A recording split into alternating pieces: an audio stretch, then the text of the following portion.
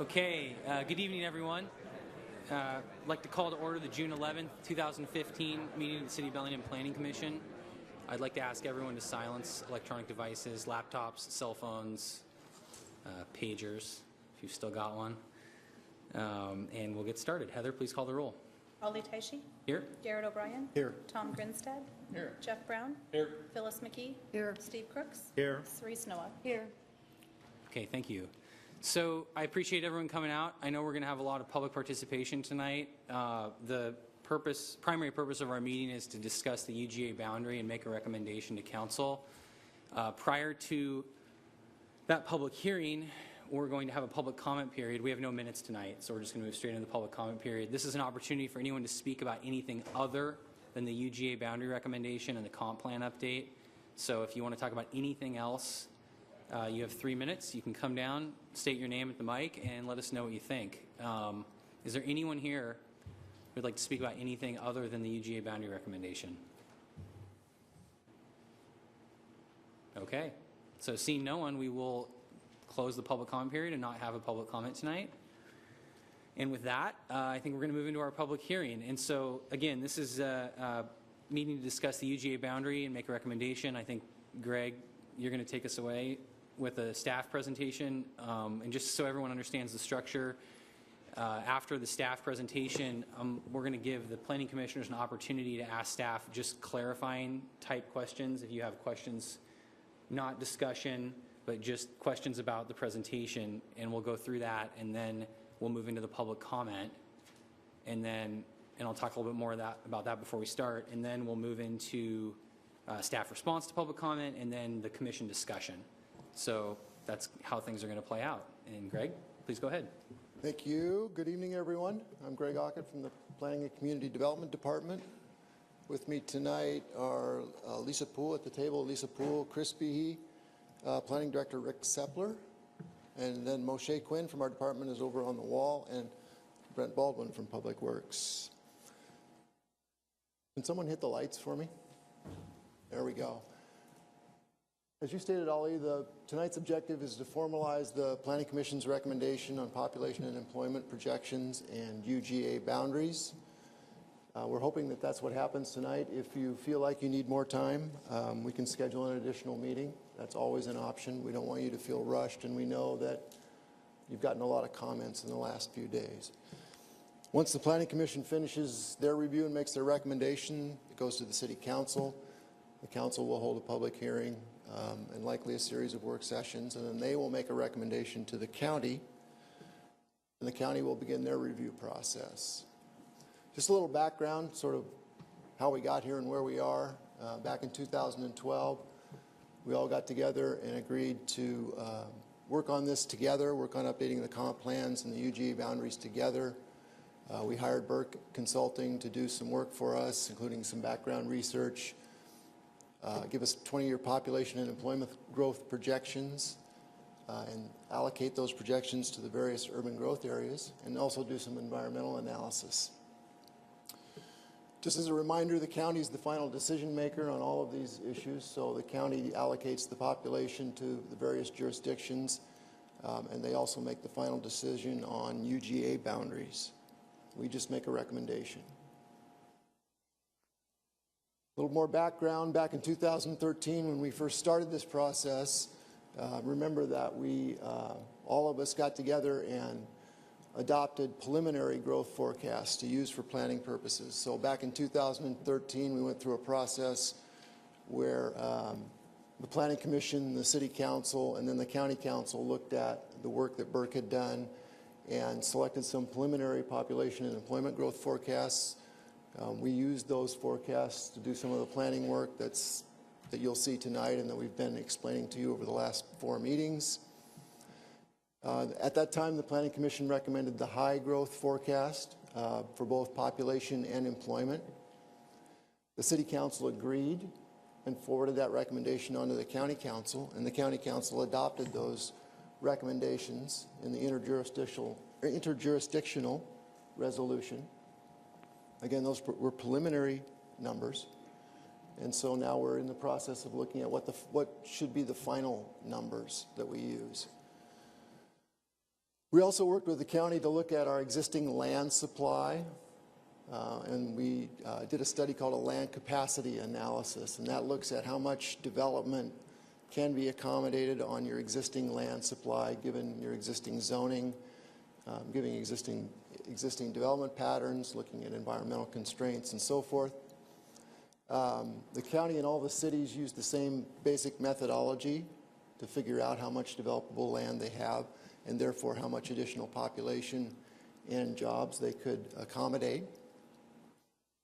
In our case, the land capacity analysis showed that we would be able to handle or accommodate about 32,900 additional residents within the existing boundaries, and that's about 3,000 short of the high growth forecast, the preliminary high growth forecast. So we have a 3,000 person deficit if we stay with the high growth forecast.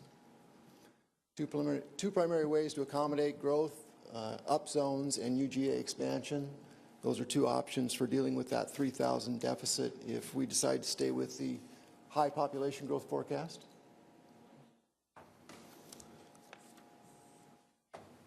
This is the fourth meeting that the Planning Commission has had on this topic. We started on April 23rd. We talked about what we were required to do under growth management in terms of the comp plan update. Talked about the process to date, the public process to date, identified some key issues for you, and went through our analysis of where in the city and the urban growth area growth can occur, and we looked at areas outside the city where urban levels of development might be appropriate. And that was that map that identified basically two areas that are outside of our UGA where we could potentially expand to accommodate new growth. On April 30th, we came back to you with three alternatives, A, B, and C. You looked at those alternatives and listened to comments on all of them, and you developed your own alternative, Alternative D, which we looked at on 5/7. We also brought to you financial information on the impacts of those various alternatives. And at the conclusion of that meeting on 5/7, you voted to include alternatives B and C as the subject of this public hearing tonight. So we'll focus on B and C, but we'll also remind you about A, which was using the mid-range forecast, keeping all the boundaries exactly where they are now, keeping the South U Street area in reserve. We can accommodate that mid-range forecast within the existing boundaries that we have, and use our adopted capital facilities plan to provide the services for those areas, including the the water comprehensive plan, the sewer comprehensive plan, the stormwater plan, and so forth. Alternative B, again, uses the mid-range population growth forecast, keeps the current UGA boundary where it is. The basic difference here is that the south half of the Kitech property and the adjacent property to the east along Meridian would be added to a reserve classification. Again, the UGA boundary wouldn't change, but the Kitech property would be given a reserve designation. And since the boundaries don't change, again, our adopted capital facilities plan addresses the needed facilities for the existing boundaries that we have. A little bit about the reserve designation. Reserve doesn't mean UGA. Reserve, under the county's definition, is an area that if at some point in the future it's decided that we need additional land to accommodate growth, the reserve areas would be the first areas that we would look at. Alternative C would use a population growth forecast between the mid and the high. So if the commission finds that the future growth is likely to be more towards the high end of the range rather than the medium or low, you could use Alternative C to address that. It maintains the U Street area in reserve, but would add the Kitech property and the adjacent property along Meridian Street to the UGA. So it would be eligible for annexation and urban levels of development. We estimated the cost around 30 to 40 million in the improvements that would be needed to serve the area. This was Commission's Alternative D. This was an early idea. This would be a way to address the high-range forecast if you wanted to stick with the high-range forecast, if you believe that that's what we're likely to see in the future. We could accommodate that through adding both the Kitech property and the U Street property to the UGA. And the capital facilities cost there, you can see we estimated at 76 to 113 million. The proposal tonight, both alternatives B and C are analyzed in the staff report. We have findings for each of them. So if you select one of those options, we have findings for you to review. Both of them we feel meet the county's criteria for either adding property to a reserve or adding property to a UGA. Again, we recommended A or B, keeping the population growth forecast at the mid-range level to allow us to focus, as we have been, on our urban village strategy and also on improvements within the existing city limits. Again, just as a reminder, the South Kitech property and the adjacent property to the east is about 360 acres. We estimated the land could support approximately 800 to 875 new units. That would be around 1,800 to 2,000 people. There are 9 acres of tourist commercial zoning in the area now, so there would be some job growth. And again, the estimated cost at 30 to 40 million. The advantages of Alternative B, as we address in the staff report, it would continue our urban village strategy, primarily accommodating growth in the urban villages. No up zones would be required. As I said, we can accommodate the mid-range forecast within the existing boundaries that we have and with the existing zoning that we have. The mid-range forecast is sort of a middle of the road. It allows us to respond to uncertainty. It's not too high, not too low, maybe just right. As right as any of these things can be when you're forecasting 20 years into the future. We have a plan to provide the capital facilities for the existing boundaries. Our capital facilities plan and also our water and sewer comprehensive plans, ped and bike plans. All of those plans deal with the existing boundaries that we have now. Cons, adding land to the reserve doesn't count towards our land supply. Alternative B would add the Kitech property as a reserve. That doesn't add necessarily to our land supply. It doesn't make it available for urban development. As I said, it just identifies it as a place where we could look in the future if we need additional land.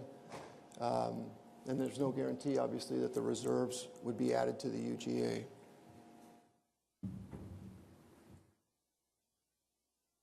Alternative C would add the Kitech property and the adjacent property to the UGA.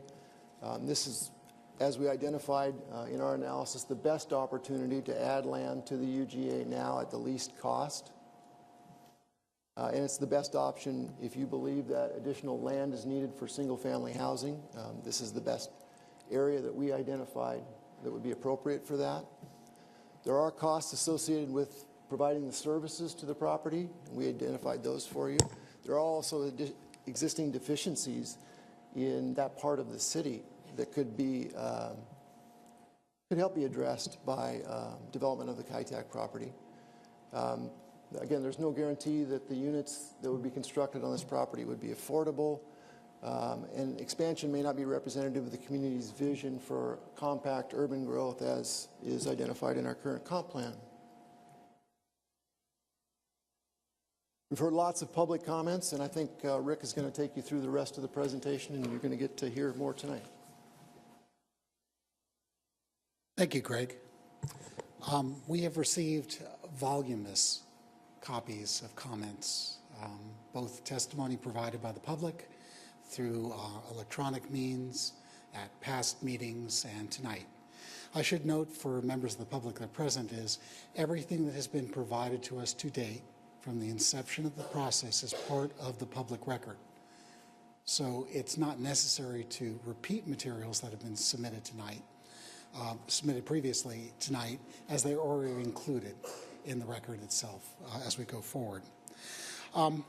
What I'd like to do is go over some of the key areas that have been identified through the comment. They're not exclusive of other issues, but they're the ones that seem to bubble to the top. There's a number of concerns as well as opportunities raised regarding with our UGA areas that have existing development and existing infrastructure and whether it should or should not be included in the urban growth area. There's been a wide variety of dialogue and comment on population projections, whether the county projections that were provided to us were accurate or not, whether they accurately can predict the future. Public participation, a number of folks have asserted that the process to date has not provided opportunity for discussion of the issues. While there certainly are opportunities forthcoming to discuss broader issues, this is fairly narrow. We'll talk about that. And finally, concerns have been raised on the record regarding the adequacy of SEPA review for this process. So we'll start with the first one. As you know, a number of our urban growth areas, those are the areas that are outside the current city limits but within the city's UGA, are characterized by urban services, partial urban services. That means that we have sewer and water, schools, and other facilities, public facilities, that are typically found in urban areas. In drafting the original urban growth area boundaries and modifying it over the years since the plan was prepared, those areas typically are included, not just for the need for future expansion, but because they're urban by nature and should be part of an urban area, rather than including the rural areas with much lower densities. We do have a requirement when we identify UGA areas to demonstrate how they'll be served and included within the city within a 20-year horizon. Toward that end, the city did have a number of policies in its comprehensive plan and did in 2009 update prior work to prepare an annexation phasing plan to address this issue. The challenges that Bellingham face are no different than communities elsewhere, in that many of the areas that remain outside of the city limits but in the urban growth area are characterized by urban growth but residential growth. And residential growth, by its nature with lower infrastructure standards when originally constructed, presents a upside-down equation often for cities. And most cities have been challenged. In King County, they passed special legislation to allow for sales tax revenue to be directed to deal with these deficiencies, to allow the cities of King County, for a limited period, it expired January 1st of this year, to annex with a funding source to remedy.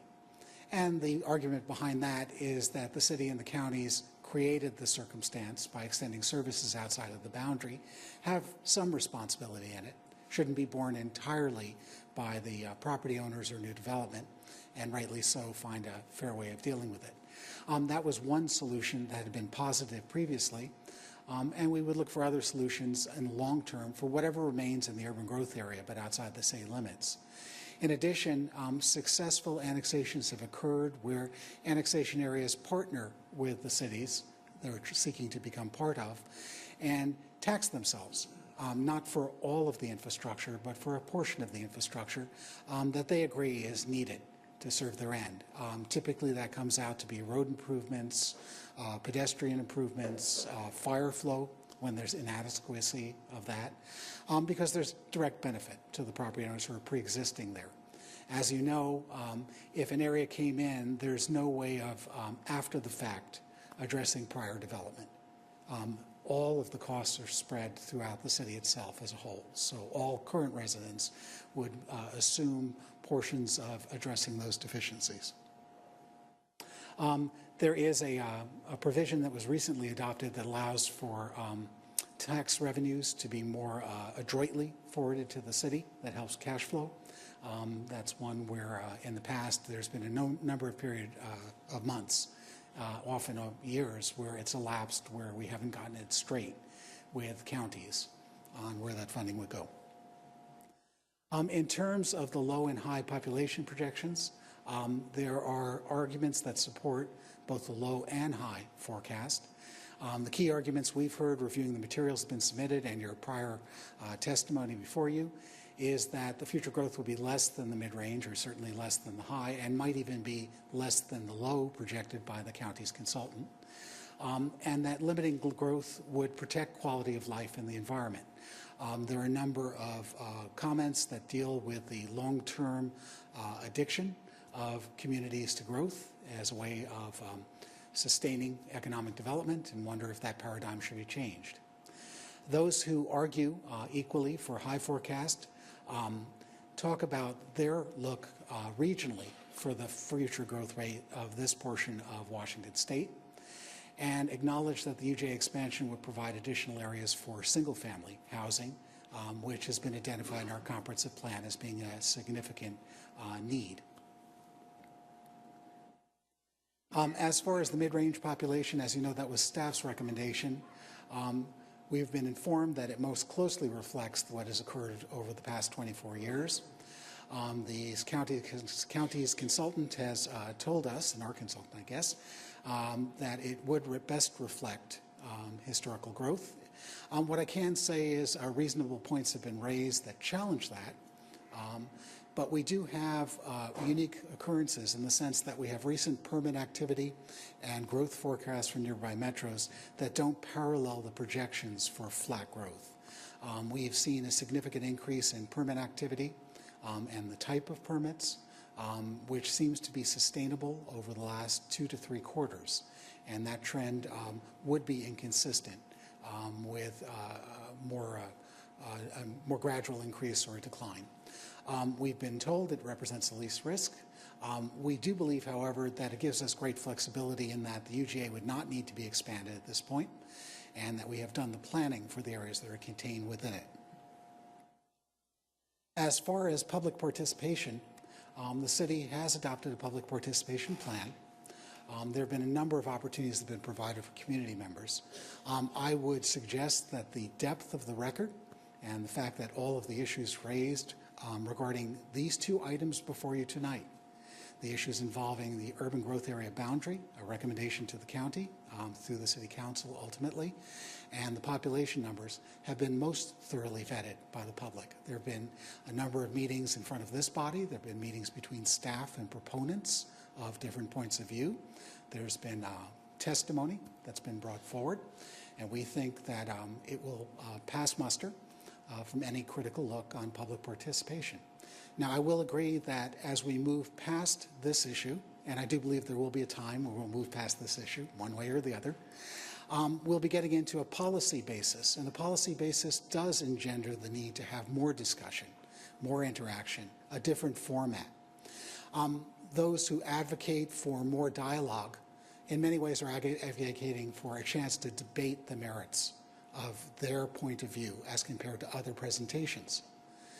When we debate in the public sector, we do it in the format we're in now, so that everybody can respectfully be heard, and we work under rule of law. Not the loudest, nor the one who brings the most guests, or the people who repeat the most triumph. We rule on the facts. So we believe the format we're in tonight is a good format to consider the issues before you tonight, and does meet the intent and purpose of growth management regard to public participation. As far as SEPA, it's been asserted that the city has not appropriately processed SEPA with the population forecast or urban growth boundary, that we should have issued a determination of significance and required impact statement. In this case, those decisions in terms of urban growth boundary as well as population are not the city's to make.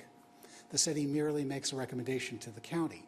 The county claims lead agency status because they are the final determinant of what decision is recorded for all the cities in the county. The city cannot contest that determination because they have no jurisdiction to make such a determination.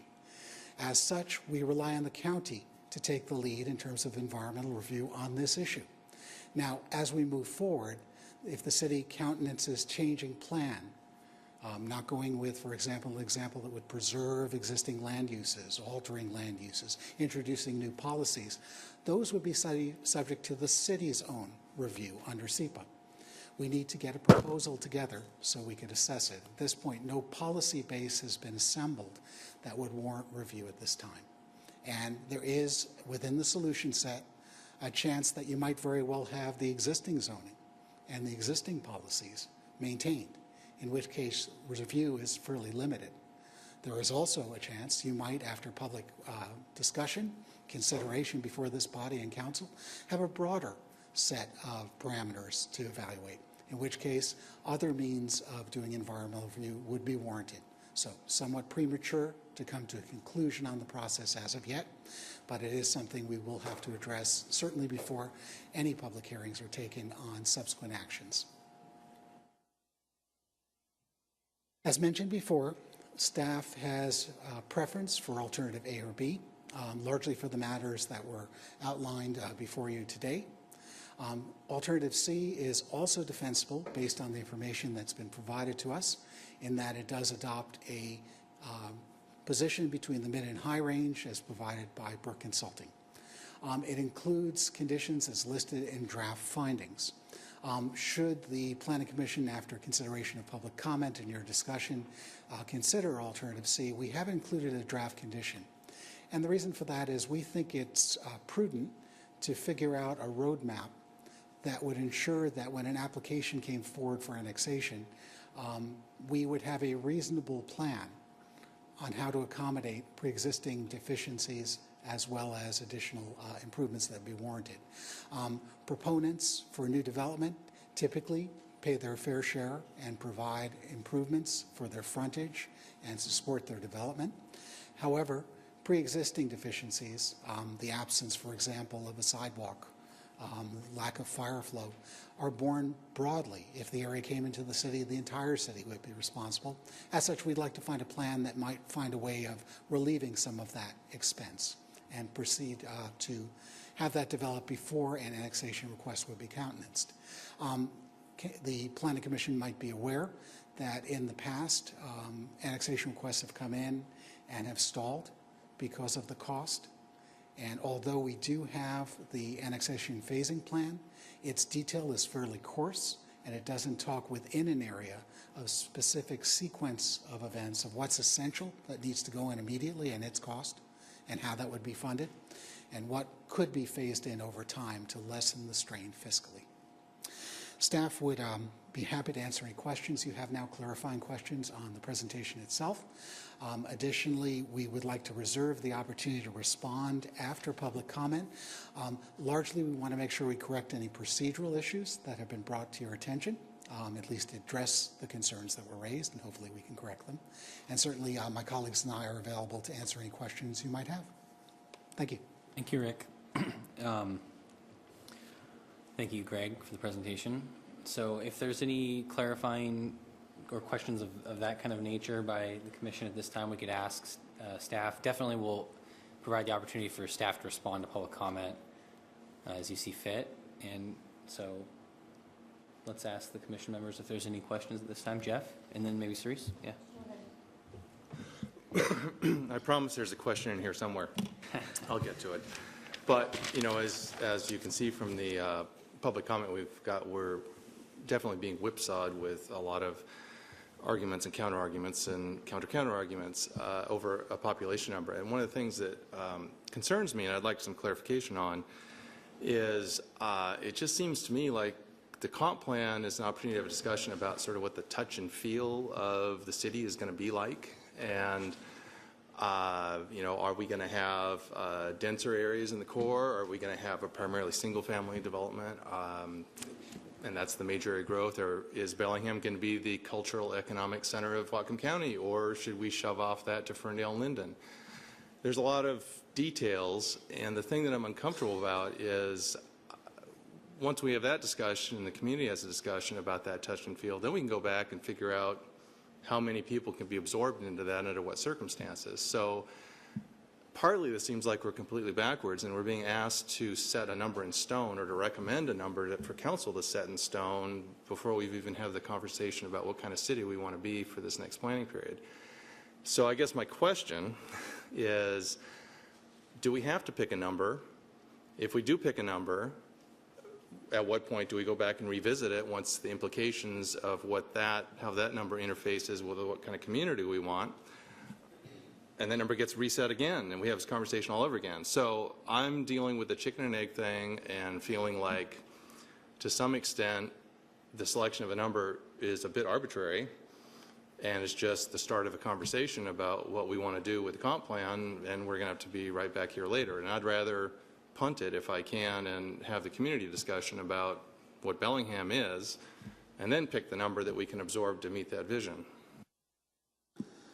I'll start, if I might. We've had that community discussion. That discussion is our adopted comprehensive plan. This is not a process we're entering in now to revise the entire comprehensive plan, start with a clean slate. This is an adjustment to reflect trends that have been identified, new information that's come up in mid-cycle. We have defined in our comprehensive plan the characteristics of Bellingham as a community. We are charged to implement that.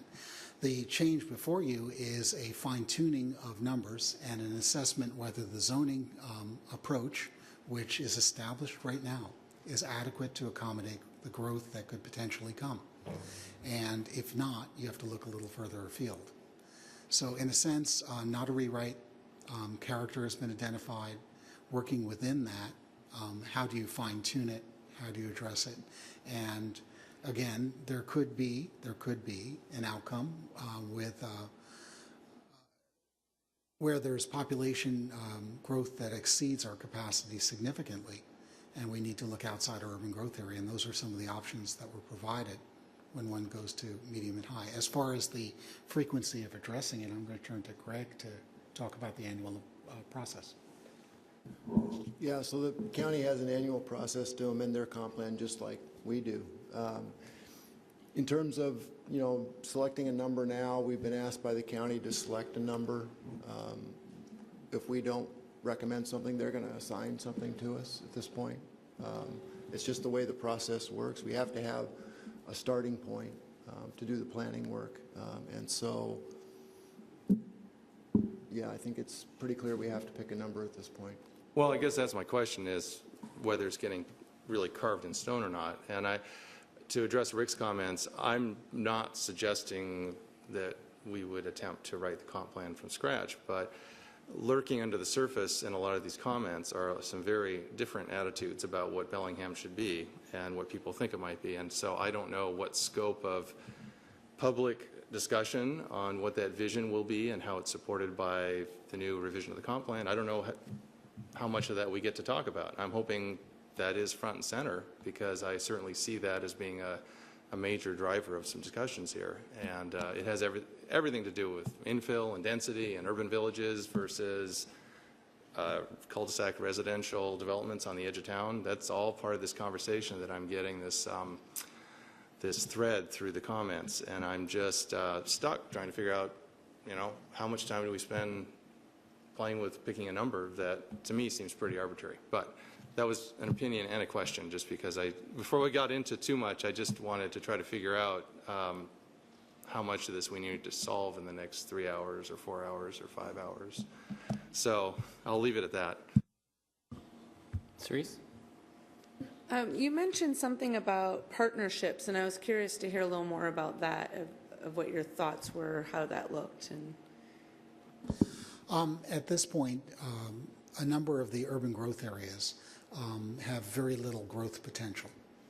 And in short, there really is a limited incentive for them to annex to the city. Sure, there'll be a reduction in utility rates, but that doesn't appear to be a significant driver to bring folks forward. However, our assessment in these areas indicates that there's a number of deficiencies that could provide greater service to the residents who would value those improvements. And it would seem that there could be a blend that would allow those areas to come forward, where the residents, as done in other communities, say we're happy to pay for a portion of that, the pre-existing, and all future would pay for that, a portion of these because they provide benefit. We could see putting a sidewalk on that road would make a significant difference to all of us who live here now. And we understand that over the next 20 years, the city would expand that network as time and money becomes available. That lessens the big jump when a property comes in brought up to urban levels of service and urban expectations, to be frank. And those kind of partnerships are useful. They've been successful in other communities to bring urban growth areas in. They can be a precursor to a successful annexation application. Anybody else? Phyllis? I think there are several areas in the city of Bellingham that do not have sidewalks, do not have city lights. I'm a little curious as to why new annexed property would be brought up to standards that areas within the city aren't up to at this point. Clearly, there are two classes of areas that are in the urban growth area. There's areas that have pre-existing development, and it's the expectation issue when they come in. If they came in, clearly the most immediate deficiencies would need to be addressed, as the most immediate deficiencies are addressed elsewhere in the city too. We have a capital improvement plan, a TIP, that'll be considered, for example, on roads that are trying to deal with some of those existing deficiencies within the city. However, it doesn't include any areas in the urban growth area because we have no jurisdictional authority at this point. No, I understand that. I'm thinking of one particular area that is south of Consolidation, just on the north end of the Samish neighborhood, and there are very few lights, kind of hit and miss up there, and there are no sidewalks, but that whole development is probably less than 20 years old. So I'm just curious as to why a standard for new property coming in would be different than ones that are there and don't seem to have any, plan for change anytime in the near future. The issue is we are obligated to try to solve that issue within the city. And yes, there are existing deficiencies, and on an ongoing basis in our capital improvement plan, we try to solve that on a yearly basis. It's going to take time. It's very expensive. But we are not obligated to solve an issue for an area outside the city. And that really is the crux of the issue.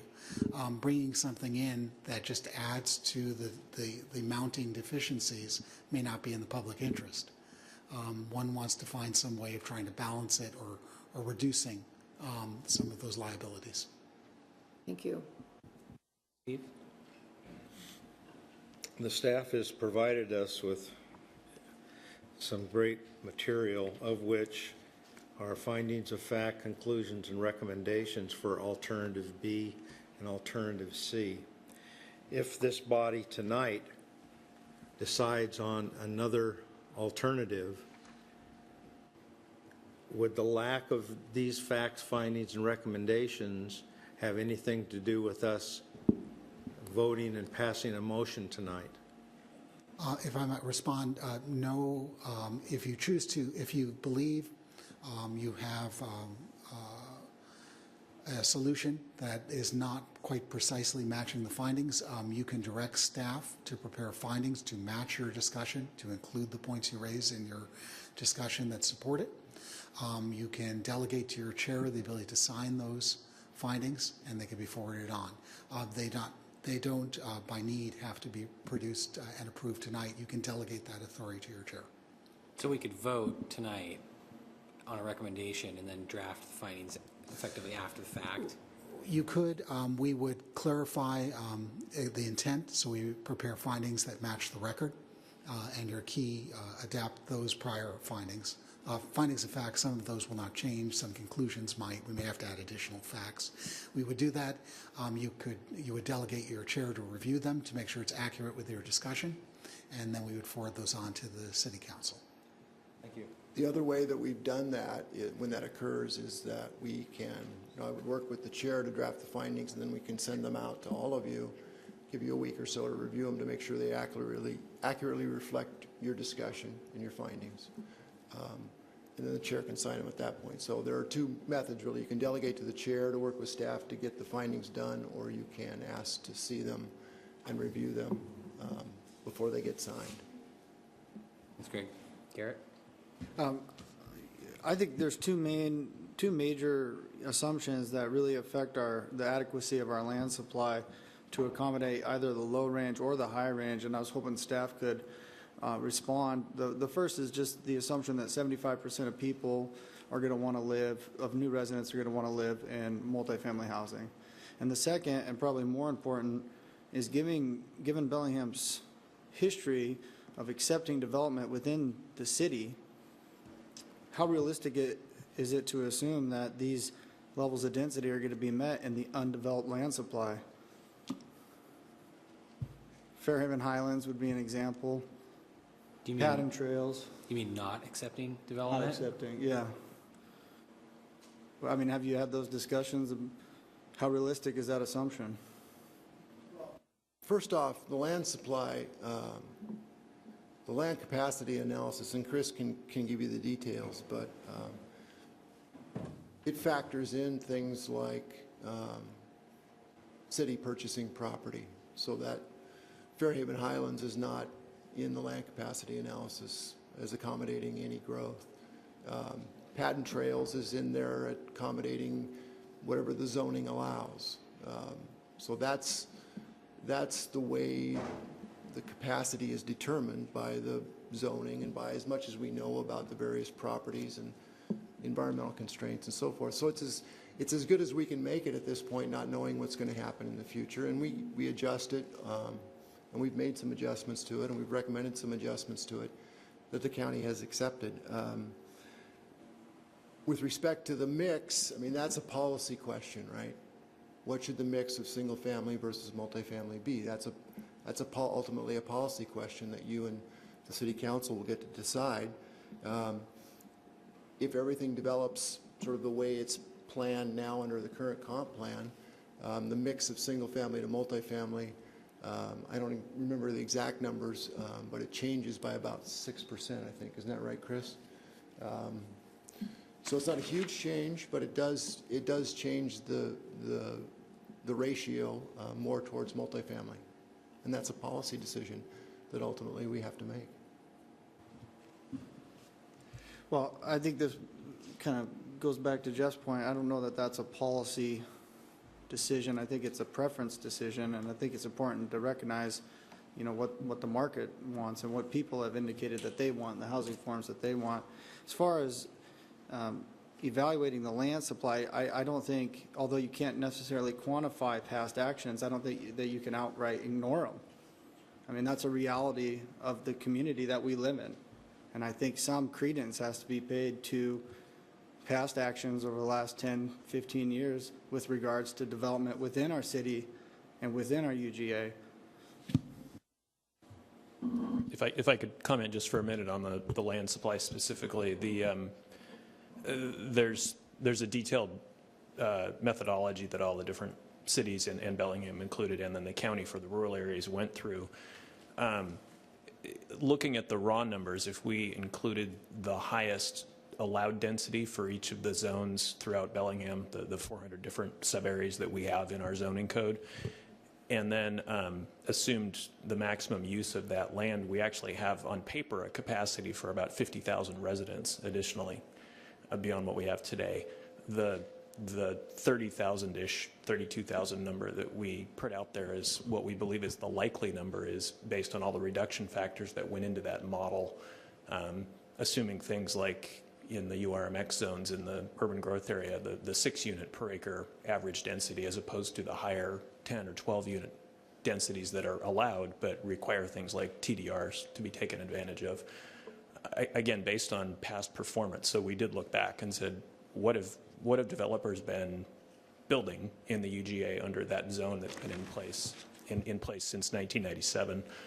So we used that kind of background information, and then other things like the infrastructure deductions and the what percentage of land plats are achieving was based on, for Bellingham, and each of the towns did their own internal analysis, the last 10 years worth of platting activity. And so we looked at single-family plats, we looked at multifamily development, and we took the performance numbers from those plats and multifamily developments, and we plugged those numbers in. So there is a real kind of a past performance factor that goes in there to make sure the numbers are realistic. And then in the urban villages, where we're counting a lot of development and redevelopment for some of the more challenged ones like the Waterfront and Old Town and Samish Way, we're only counting about 50% of what we believe the build-out capacity is. So there's, again, another, a large cushion in there that we're not counting. And then overall, as Greg said, there's a market factor of 15% for vacant land and a 25% market factor for redevelopable and partially developed properties for things like owner preference or lands that are that don't have roads built up to them, and so they're going to require more developer expense or community investment, so they may occur later in the planning period. So those are, again, some of the parts of the model that we've built in to acknowledge that there are challenges and difficulties and to not overcount capacity. Those are largely physical, though. If you were to apply those factors to an area like Fairhaven Highlands, the number wouldn't have been 0. That's right. So that's where, again, There's it's a other community-wide factors. number. So we're counting on that 15% market factor, for instance. There are going to be properties that develop at 100%, and there's going to be a variety where owners either they become publicly owned and they are removed from the potential pool of developable properties, or property owners just decide we don't want to develop our land during the 20-year planning period, and so that's that 15%. There is no capacity counted on that 15%. Okay. Thank you. I just had one question, then maybe looks like we're. Do you have another comment, Cerise? No. I did have one. Okay. Okay. I had a question for staff about reserve areas. I'd like to know what compels the city to plan for reserve areas, for capital facilities planning and other planning purposes. What impetus is there if an area is in reserve for us to plan for it? Or is there any? Nothing compels us to plan for the area. It's a recognition that ultimately, at some point in time, if more land is needed, that would be the first place we look. So nothing compels us to plan for those areas. It just makes sense to keep in mind that those are the areas, and if you recall the analysis we went through, those two areas that have been identified are really the only areas, the best areas, where urban growth might be appropriate at some point in the future. So it's easy to keep that in mind. And again, the reserve designation is just an acknowledgement that if additional land is needed in the future, those would be appropriate areas to look. Okay. Cerise? I'm not sure if you guys can answer this question or not, but I guess I'm curious what the pros and cons would be for the county of option B, C, or D, how they're going to look at that, what we're proposing, and how they would respond, if you have any insight on that. I don't, other than I can tell you that they have generally followed our recommendations in the past. This is at least the third or fourth time that we've done this. And they typically give a lot of weight to the recommendations that cities make. It's been my experience, at least, that that's the case. They don't, or they haven't added land to the UG, for example, without our okay. So, that's been my experience, and that's really what I can tell you. I don't know what's going to happen this time, but that's been our experience. Steve? Yeah, question. Theoretically, what would be more difficult for the city to respond to a high number, to alter it to a medium or low number, or starting with a low number or medium number and alter it to a high number? What if any of those processes is easier, more difficult to perform? I'll refer, our staff recommendation was that the mid-range number was the easiest for us to plan for. It allowed us to go lower or higher. The challenge with a lower number is you can't plan below it. In essence, it's the bottom. And it's harder for us to make the incremental increase if we find that the growth patterns are more robust than the low number would accommodate and be responsive. We also suggest that we're looking at mid-range because we think it's plausible from a planning perspective, and we could adapt it, seeing what we actually find over the coming years. It's not a question that's cast in stone and finalized when one does it. Tom? Yeah, if I could follow up on Ollie's question about reserve, UGA reserve. What is the process of basically taking the reserve and putting it into the UGA? So making that change, the county makes that change, and it's an amendment to their comprehensive plan.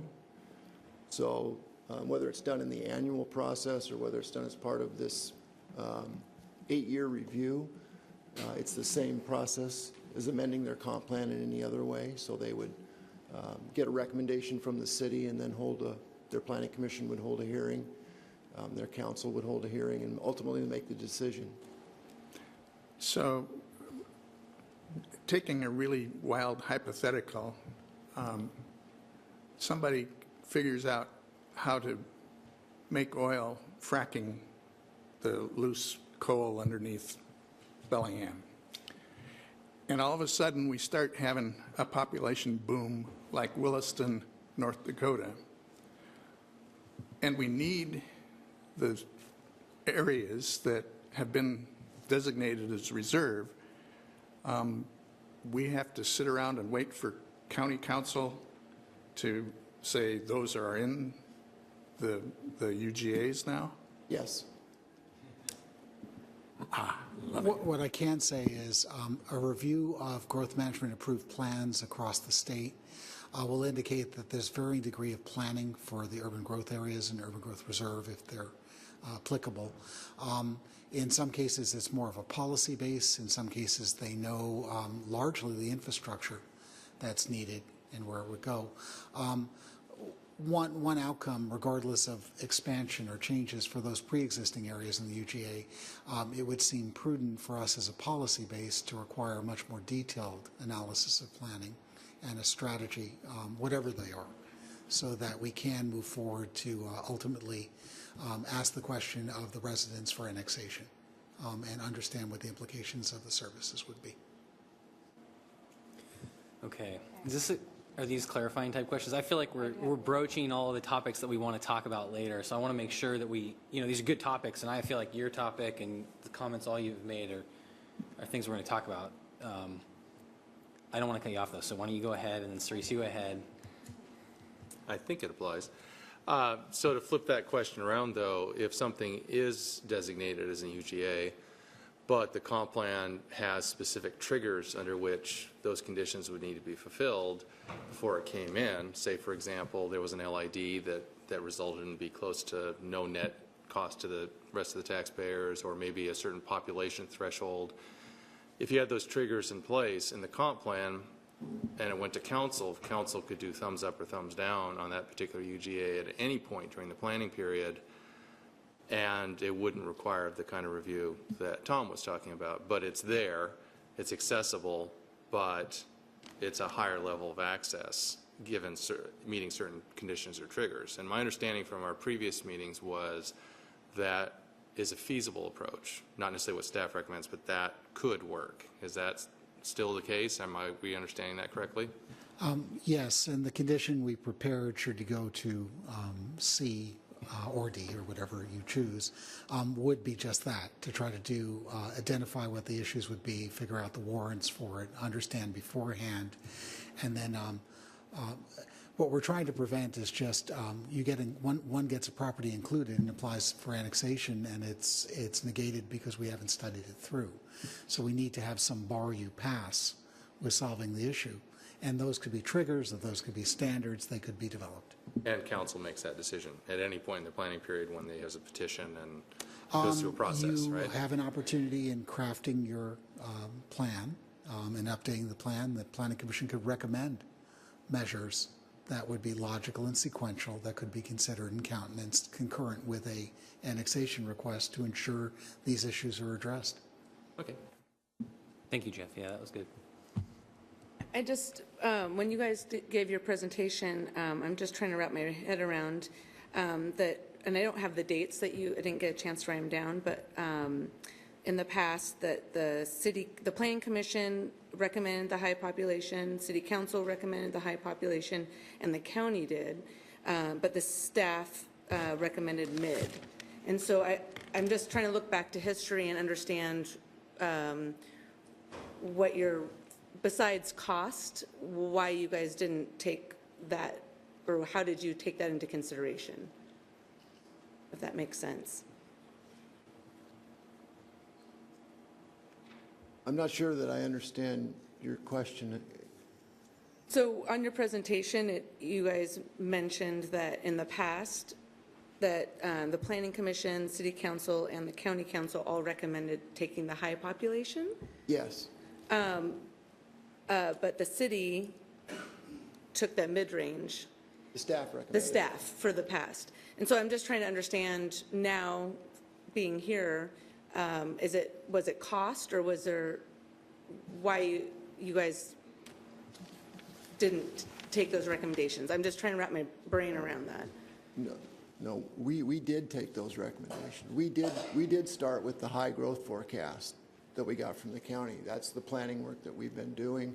That's how we know that our land capacity is 3,000 short. We absolutely did work with that number. We recommended the medium at the beginning of the process, but once we had the allocation from the county of the high range, that's the number that we were working with. However, we did return to you with a recommendation for mid-range in our alternatives.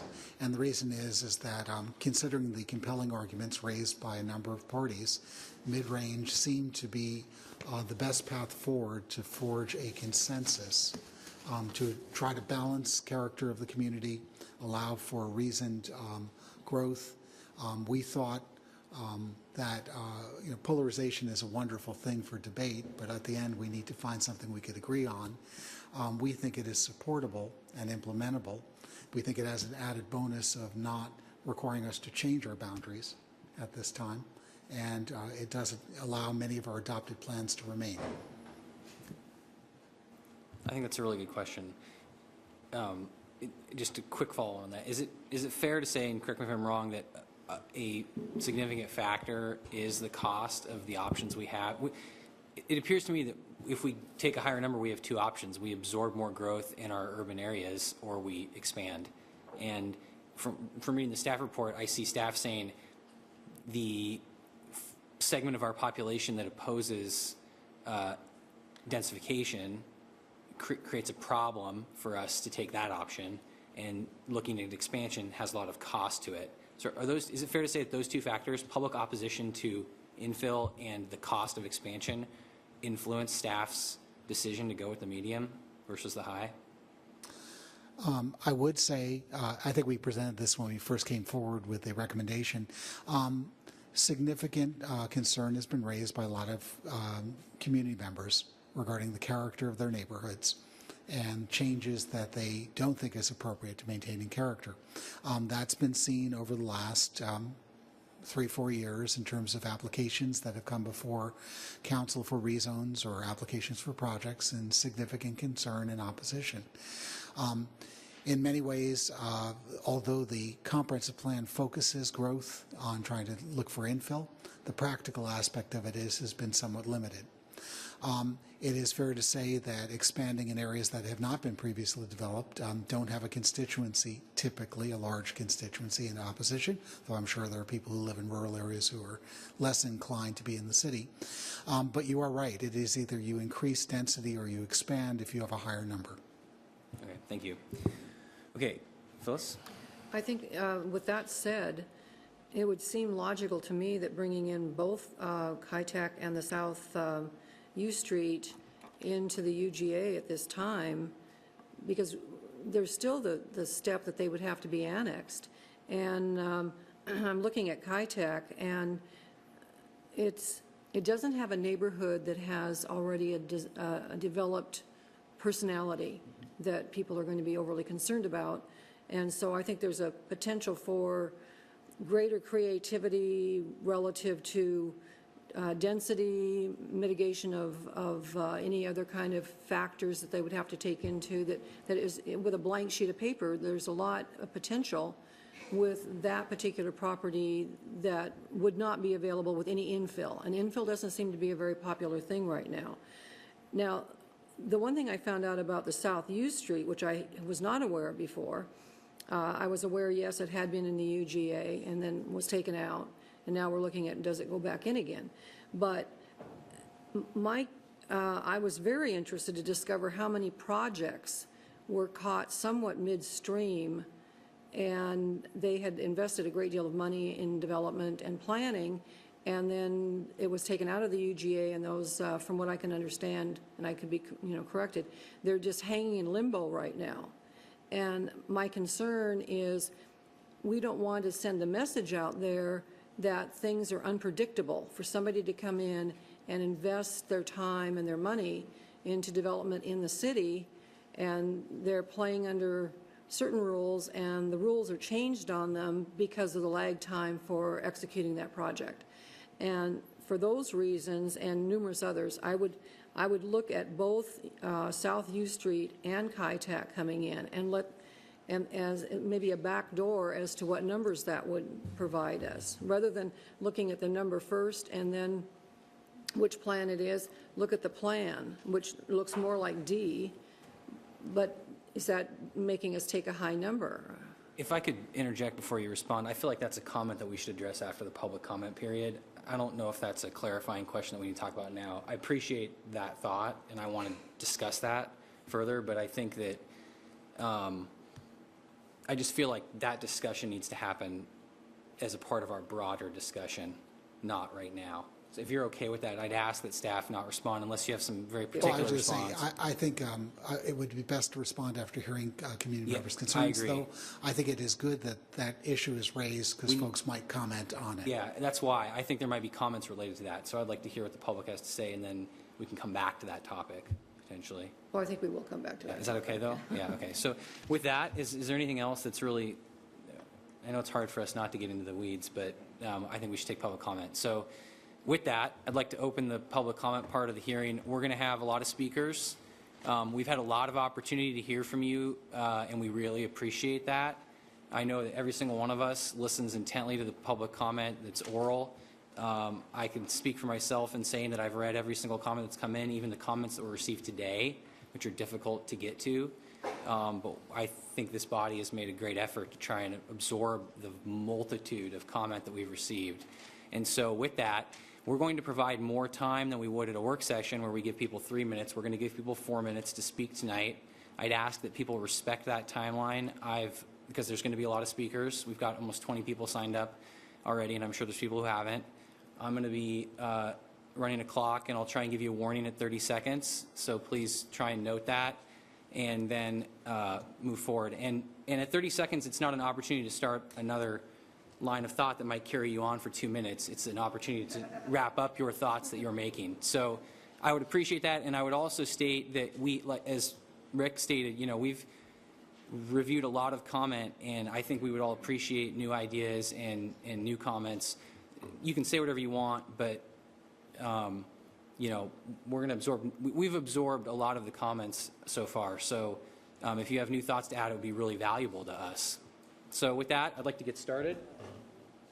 I've got a comment sheet here. The first 3 speakers are Judy Collins, Bill Henshaw, and Linda Twitchell. And if you come down, you need to state your name. I'll call the next group of 3 when they're done. When we get through the whole list, we'll move on to people who didn't sign up. And Judy, if you could just wait 1 second, I need to get my timer out.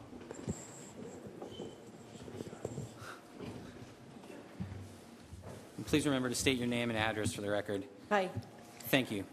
I'm Judy Collins, and I live at 210 Horton Road, and I think it would benefit me to be included in the UGA.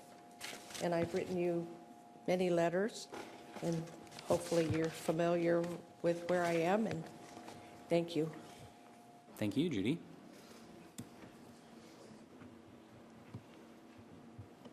So next up is Bill.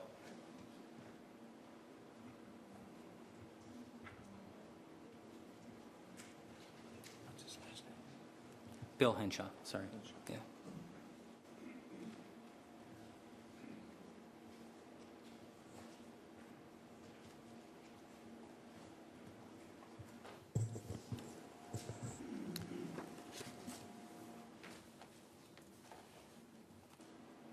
My name is Bill Henshaw, for those that don't know me. I live at 2653 North Park Drive in Bellingham, and I appreciate the opportunity to come before you tonight and speak. And I think there's a couple of things that we need to be aware of. First of all, in my letter, I talk about planning as the process of thinking about and organizing the activities required to achieve a desired goal. It involves the creation and maintenance of a plan. And there are even a couple of tests to measure someone's capability of planning well.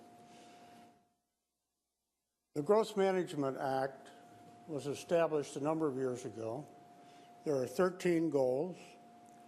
All 13 goals are supposed to be considered equally when planning. And you've heard tonight from Greg about how the various municipalities' plans fit into the overall county plan. Now, this is a real important thing and is critical. The original comprehensive plan was adopted in 1997, and it created a time frame through 2017.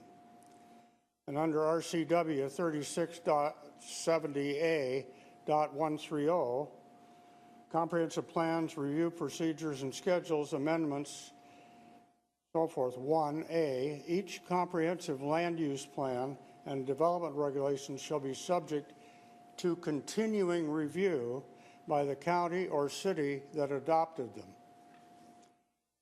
Except as otherwise provided, a county or city shall take the legislative action to review and, if needed, revise its comprehensive land use plan and development regulations to ensure the plan and regulations comply with the full requirements of this chapter, according to the deadline in sections 4 and 5 of this section.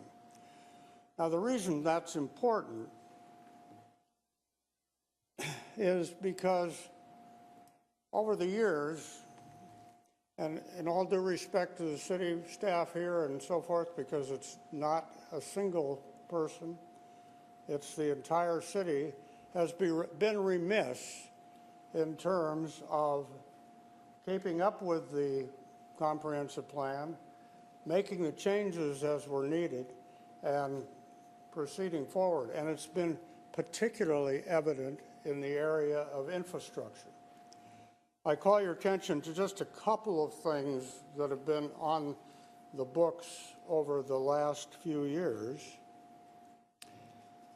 The completion of San Juan Boulevard from Samish Way to U Street. Well, we got 2 blocks of it, but where is it? It's gone. Nobody's done anything about it. And so our east-west traffic there is screwed up. About 30 seconds, Bill. As well as the fact that that would have unlocked a lot of land for single-family development. The next one is the alternative arterial Deemer Road from Telegraph to Van Wyck. Well, there are sections of it. You can go from Deemer to East Bakerview, and then you have to jog over a little bit. Then you get up to Kellogg, and then you jog over some more, and then it just kind of stops. It becomes toll road and then stops. So it's never been finished. The third one is the east-west connector that would give us access to commercial and industrial land along the Guide Meridian. Bill, you're going to need to wrap it up. I'm sorry? You're running out of time here. I'm over my time? Yeah. Well, let me just conclude by saying I would hope that you would go with the maximum stuff in terms of alternate C, D, and E. I guess there's no E. B, C, and D. Yeah, and get as much of those areas in as possible. Thank you so much. Thank you, Bill. After Linda is Mary Kay Robinson, Dick Skiers, and David Cunningham. Okay, Linda Twitchell with the Building Industry Association of Whatcom County, 1650 Baker Creek. We've sent you 2 long letters. I hope you had a chance to absorb them. If you have questions, let me know. To highlight some points and bring up a few other quick things. The way we're looking at this comp plan update, it's not a matter of who wants more growth, who wants less growth. The GMA says you're supposed to try to predict what's going to happen and then plan how you're going to accommodate it. And that's certainly the way our group is looking at this. What is most likely to happen? What is our most rational prediction? And are we preparing? Are we planning to be able to meet that? You know, we are backing Alternative D because the research we have seen says, I'm sure you've heard this before, overwhelmingly 70-some% of Americans want single-family homes, and if they can't find them in Bellingham and we don't allow density or use of the infill toolkit, where are they going to go? Outside the city, as they have been doing already for several years, if you look at building permits and so forth. This creates the classic sprawl situation. So is that what we want or don't we?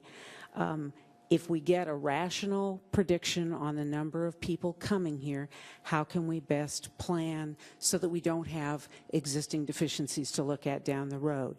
One of our concerns, the dollar amounts tied to these not annexations already, but shifting 2 areas into the UGA have been presented in past meetings as dollar amounts the city as a whole would have to pay to meet existing deficiencies. This is not stuff that is being triggered by new development.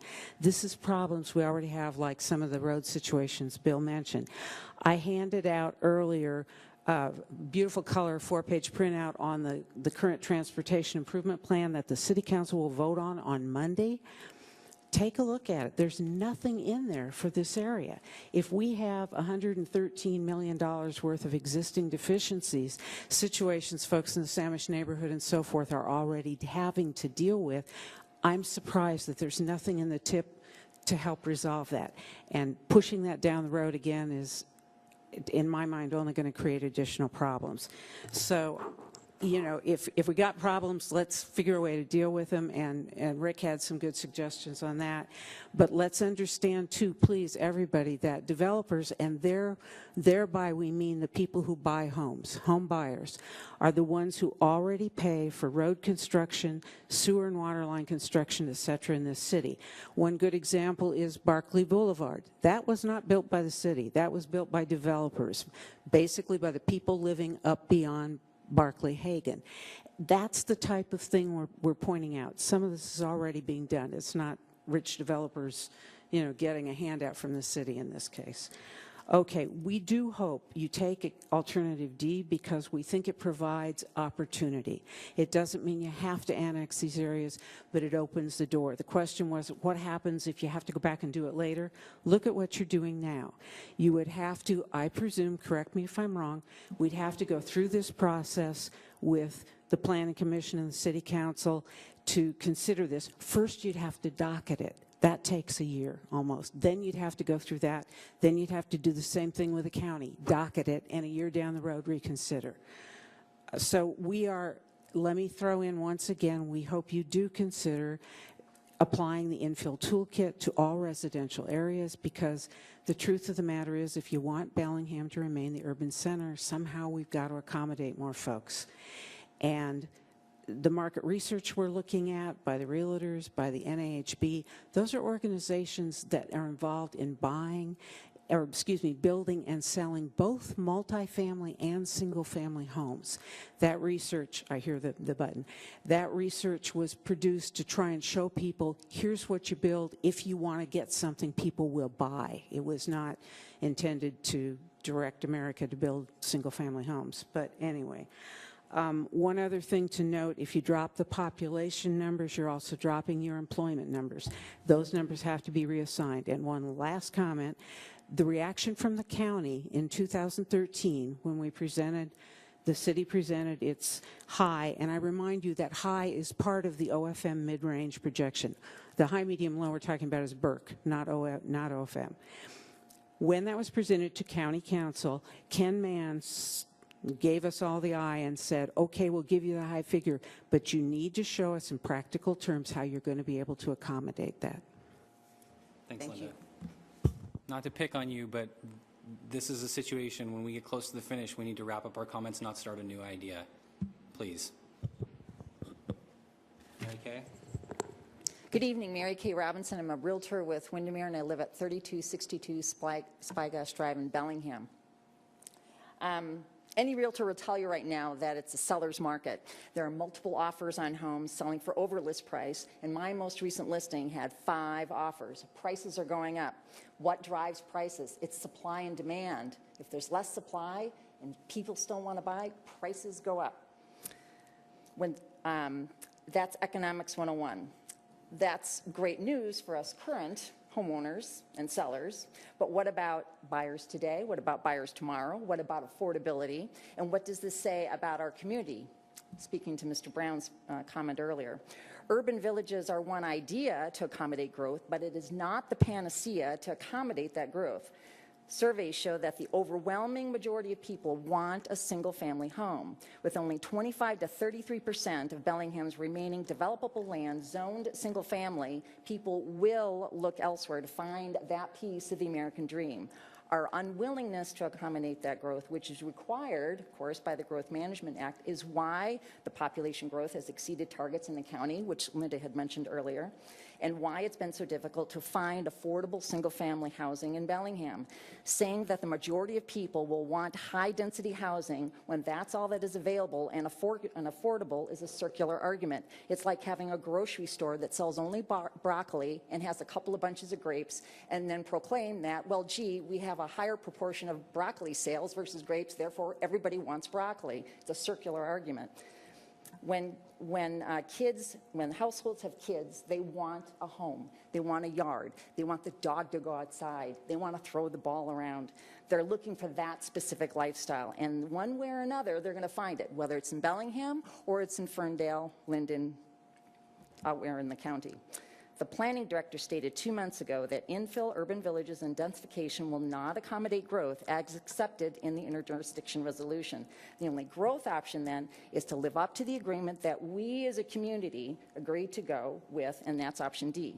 There will be costs, and I'm not even going to get into the deferred infrastructure costs that no one wants to really address, but that issue does not excuse our responsibility to our community. Are we really that selfish in Bellingham to say, I have my house, too bad for you? Do we really want to force our children and our grandchildren to commute miles and miles just to have a home and a little yard? Do we want more pollution, transportation headaches, and parking issues? Do we really want to be a community of just the wealthy? Don't we want a diversity of people, ages, income levels, and interests here? Because that is exactly what Bellingham is as a thriving and vibrant community. We can't just pat ourselves on the back with some government for subsidized housing in Bellingham and think we're good, we got affordable housing. The need for affordable housing is not just for the lucky few who qualify, but for all ranges of income levels. That's where the community of vitality and excitement exists, and that's the community that I love, and that's the community that I want to live in. That's why I urge you to adopt option D. Thank you. Thank you. So we've got David, and then Dick, and then Brooks Anderson, Marianne Rangel, and Joanne Rowe. You can pass. Thank you, Brooks. My name is David Cunningham from the Birchwood neighborhood. I live at 2942 McLeod Road. And first of all, I want to say that I don't think there are any right or wrong answers here, but there are choices and there are consequences for every one of those choices. And I don't envy you guys for having to make those choices because I know how challenging that is. The thing I think that happens a lot in a situation like this is there's so many details about these kinds of decisions and this kind of planning that it's really easy to get bogged down in the details. And one of the things that I would really urge you to do is look at not what is likely to happen, but what do we want to happen? Because if we just look at what is likely to happen, we will create that for ourselves. And I don't think that anybody, there's almost no one that I've talked to, and I know quite a few people in Bellingham, that say they would like to see the city grow in a significant way. They really would prefer to keep the city in the character that it has now.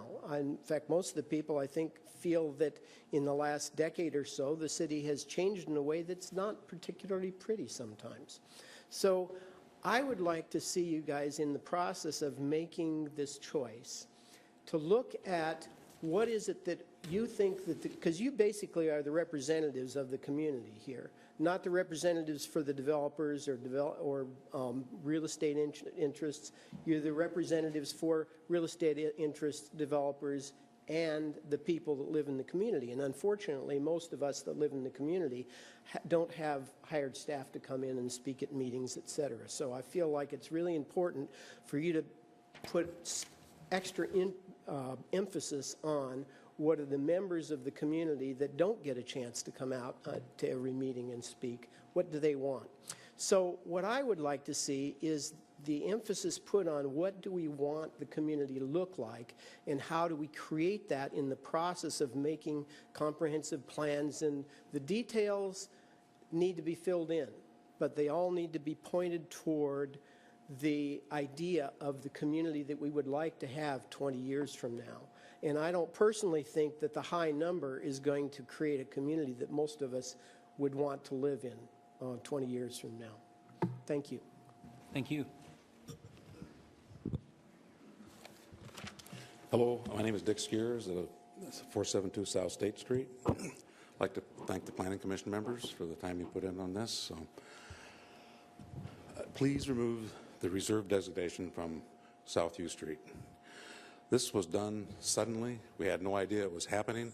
I was talking with Roy Routhey today when it happened, when the county downzoned it. He read about it in the newspaper. It was basically the same thing, as we had no warning.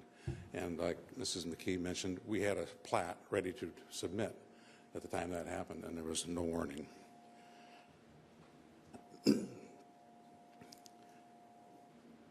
And as far as whether or not we get in the UGA now or later, the staff basically refused to talk to us until we got into the UGA. They said, you're in the reserve status, we've got other things to do, and since you're not in the UGA, and UGA reserve really doesn't have a legal meaning, that we spent a whole lot of money, a whole lot of time, we're just told to wait, and we're basically assured that at this point in time we would be allowed into the UGA. I have constructed 172 home sites in that area. All but 4 have fully improved streets, and those 4 have a sidewalk and a rolled curb gutter street. There are no deficiencies. The only money I'm aware the government paid to extend was to extend a larger water line to the Governor Road pump station, where I spent $95,000 upgrading it to provide adequate fire flow to the entire area. I am unaware of the government spending any additional money after that. But on each home built, water and sewer demand charges were paid. On a recent city building permit package, the total cost we paid to the city was $23,750.03. Of that total, water demand was $4,039, sewer demand was $7,637, park impact fee was $4,808.35, and the traffic impact fee was $1,869. On top of this, if we'd added 1 extra plumbing fixture, our demand charges would have gone up $5,839. Now, where does this money go? So a lot of the money where you see the city is contributing money, it comes from these funds that we put in on these water and sewer demand charges. For example, property owners on Lower Lakeway, east of Civic Field, were all 2-blocked. There was no sewer. So these funds were used, the city spent, was budgeted, I don't know what I actually spent, $90,000 to extend a sewer line along the toe of that slope. And then all those homes were built in there, and they in turn paid all these demand charges. And that money just gets plowed back in. So as we're adding on to the end, these fees are used to take care of deficiencies that are created by increasing demand on the outlying area. So Regarding fire, the adjacent homes inside the city are already underserved. So if a new fire hall is needed, new homes in our area would help pay the operational cost. Putting our property back into UGA doesn't give us anything other than the better ability to work with the city and try to get annexed. If homes aren't built in this area, where will they be built? Does everybody want to live in the north end? Because that's basically what it's coming down to. About 30 seconds, Dick. Okay. Does more harm come from having a large capacity UGA or an undersized one? So, and we are now largely building homes for empty nesters, and I think that's a sad situation. The South U Street area is the ultimate infill site in the city, and in the long run will make the city more efficient. Thank you. Thank you. So Mary Ann Ringel, and then Joanne Rowe, and then Wendy Harris.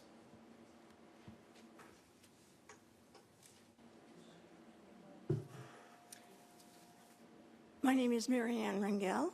I'm a resident of Bellingham and also a member of the Association of Bellingham Citizens. Thank you for the opportunity to provide public comment. Harvard Professor Emeritus, the biologist E.O. Wilson, writes, "The earth is our home.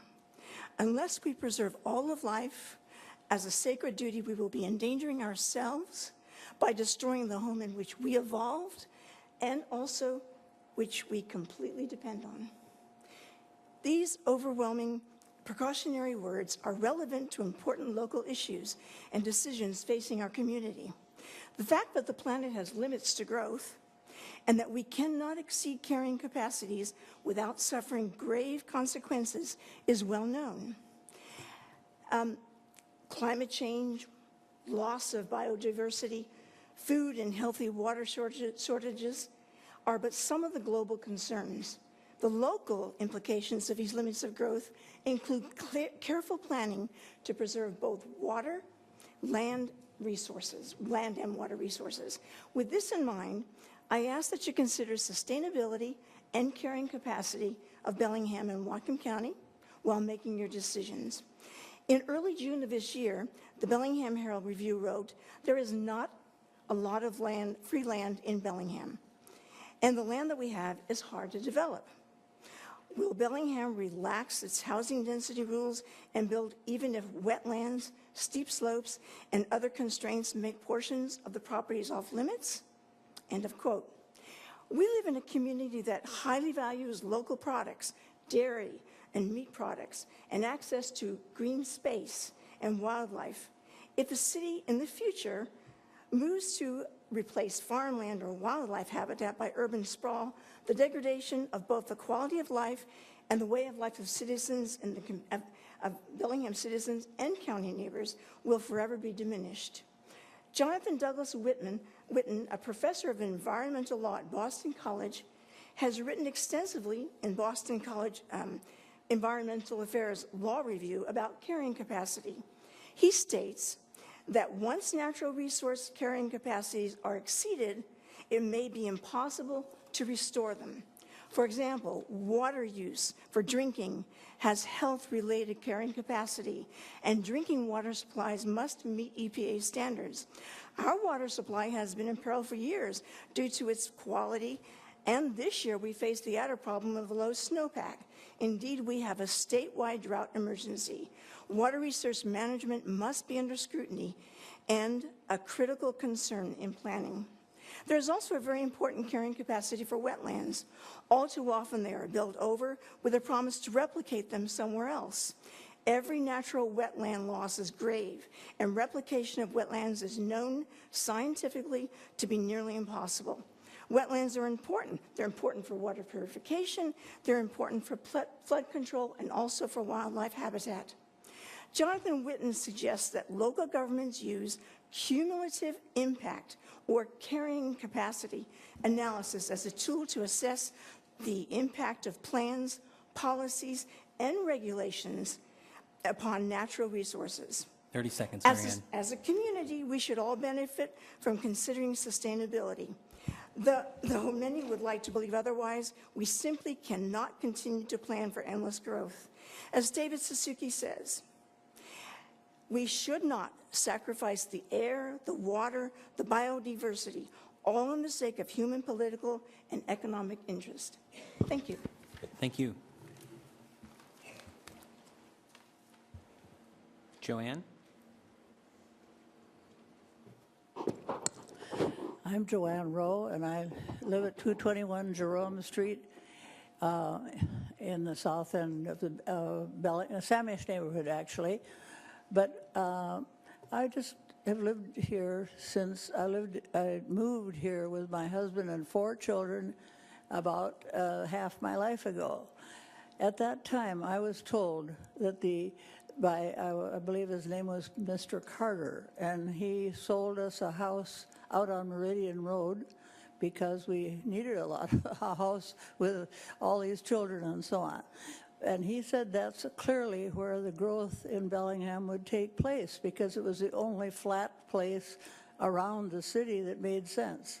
And this all made sense to us because we were from a business world, perhaps, but also we were children, and we also enjoyed the benefits of being out where it was green. What has happened here, and I urge you to kind of visualize Bellingham here and out to the north. It makes perfect sense to cut Bellingham's urban growth out at Smith Road, because if you think about it, the airport is at one end of Smith Road, and then you go to Mount Baker going the other way, and it just makes a whole lot of sense to at least consider that as some sort of a definable place. It's not going to be farms. It actually never has been a farm except for C.V. Wilder's ranch, which is now Kitech. And but what has happened was people bought houses like we did on Meridian Road, and it was a 2-lane road and kind of countryside at that point in the 1960s. Today, because there's no plan for Meridian Road at all that I can see, other than sort of a sort of a orphan from the growth process. There's growth conversation about Kitech. There's growth conversation about other places, but poor old Meridian Road has got growth in the back of their property, but the front of their property, you see nothing. You can't sell your land. You can't develop property because it's zoned R5 with a 5-lane road in front of it. Give me a break. So anyway, what's happening, I can tell you this, is that all the properties from the, from the freeway on north, or not all of them because it's developing, but towards Smith Road, they're all becoming rather decadent, including my own. The houses that are just waiting for something to happen. And what will that be? I wonder. Thank you. Wendy, and then Ann Mackey and Sandra Alfers, and then Jack Petrie. Wendy Harris. I'm a resident of Leonard Streets and a member of ABC. I'm here to voice my concerns about the inauthentic planning process that has occurred. It's inauthentic because it's based on business as usual, but we no longer live in usual times. Despite this, the city has adopted analysis and concepts and language that in some cases go back 1 or 2 decades ago. This does not provide us with the information necessary to make appropriate population and UGA recommendations. The only responsible and ethical thing to do in this situation is to avoid doing any harm. And that requires adopting the lowest population figures possible and the most restricted growth and expansion possible. Our current reality, established through science, is that anthropomorphic changes to our biosphere so altered this planet that the survival of our species is no longer assured. This is the reality. and it's the result of overconsumption, overpopulation, and unsustainable use of natural resources. Some of the consequences include the fact that we're currently living through climate change, which is an unprecedented and erratic pattern of weather events and geological events. To not acknowledge this reality is to plan under a bubble of denial, and that's exactly what's occurring. At the very time when we need planners the most, they have let us down. An authentic public process would include terms and work products that talk about what is relevant to our times today, and that would include things like a current EIS, a carrying capacity analysis, biodiversity, ecosystem services, watershed characterization, ecosystem functions, and resiliency. It would admit that we're running out of buildable land. We're running out of natural resources. We're not protecting critical areas such as wetlands, wildlife, and habitat. We're not protecting our marine and freshwater sources. It would acknowledge that there are limits to growth that cannot be exceeded. How on earth are we going through a planning process and not acknowledging the limits to growth? This is an opportunity for an honest and upfront discussion of how we need to meet the new challenges of the new reality and remain healthy and sustainable. And that solution has nothing to do with infill and growth. It's all about resiliency. Resiliency is the ability of our community to absorb current and increasing impacts from a changing and dangerous planet and return to equilibrium. We can't control all of the impacts that are affecting climate change and other changes on a global scale, but we can protect the resiliency of our local area. And the primary way to achieve resiliency is to protect biodiversity. And the primary way to protect biodiversity is to protect habitat and corridors.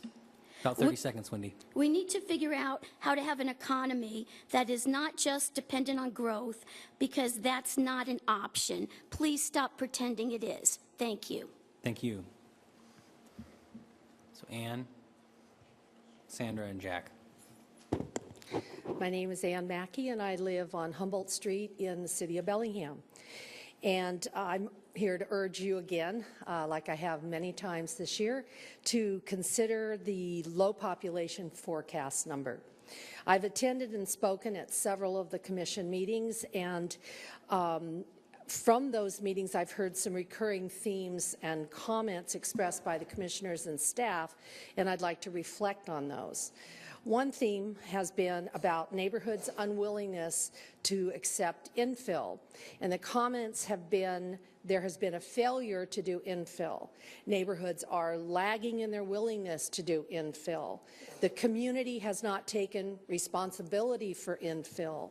The neighborhoods are resisting infill because they don't want their neighborhoods to change. Looking back and reviewing the meetings, I've come to realize that your desire as the commissioners to expand the city's boundaries and prepare for a population growth projection that's neither A, the desire of the community as a whole, as has been shown in many surveys that have been conducted in the community, nor B, proven statistically as the pattern for Bellingham. This has been put now on the backs of the neighborhoods. We're the ones who are causing the problem because we don't want the infill. However, it was Bellingham's inner city neighborhoods who supported and participated at great length and detail in the urban village planning. We completely supported that and bought into it. So this concept that the neighborhoods don't want infill is really, kind of unfair to assert. It's like an anti-neighborhood message that just keeps getting spun out there, and it's really, in my opinion, set the stage for special interest groups of the building, development, and real estate industry to champion that view that the city must expand its boundaries. At the April 30th meeting, I heard one commissioner state the NIMBYs don't want infill in their neighborhoods. Well, let me say, I'm proud to identify as being a NIMBY because I don't want the growth industry to bulldoze our historic, older city center neighborhoods. And if it means also being a NIMBY means following the mandate of the Growth Management Act, which includes provisions to provide for preservation of single-family residential neighborhoods.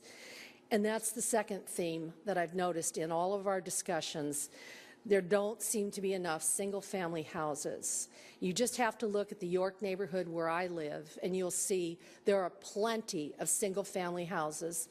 The problem is that they aren't owned by one individual. A speaker earlier said, well, I've got my house, you've got yours. Too bad nobody else can get theirs. Well, in our neighborhood, there are individuals that own 30 rental houses, 15 rental houses, 12, 8, whatever they were able to gobble up.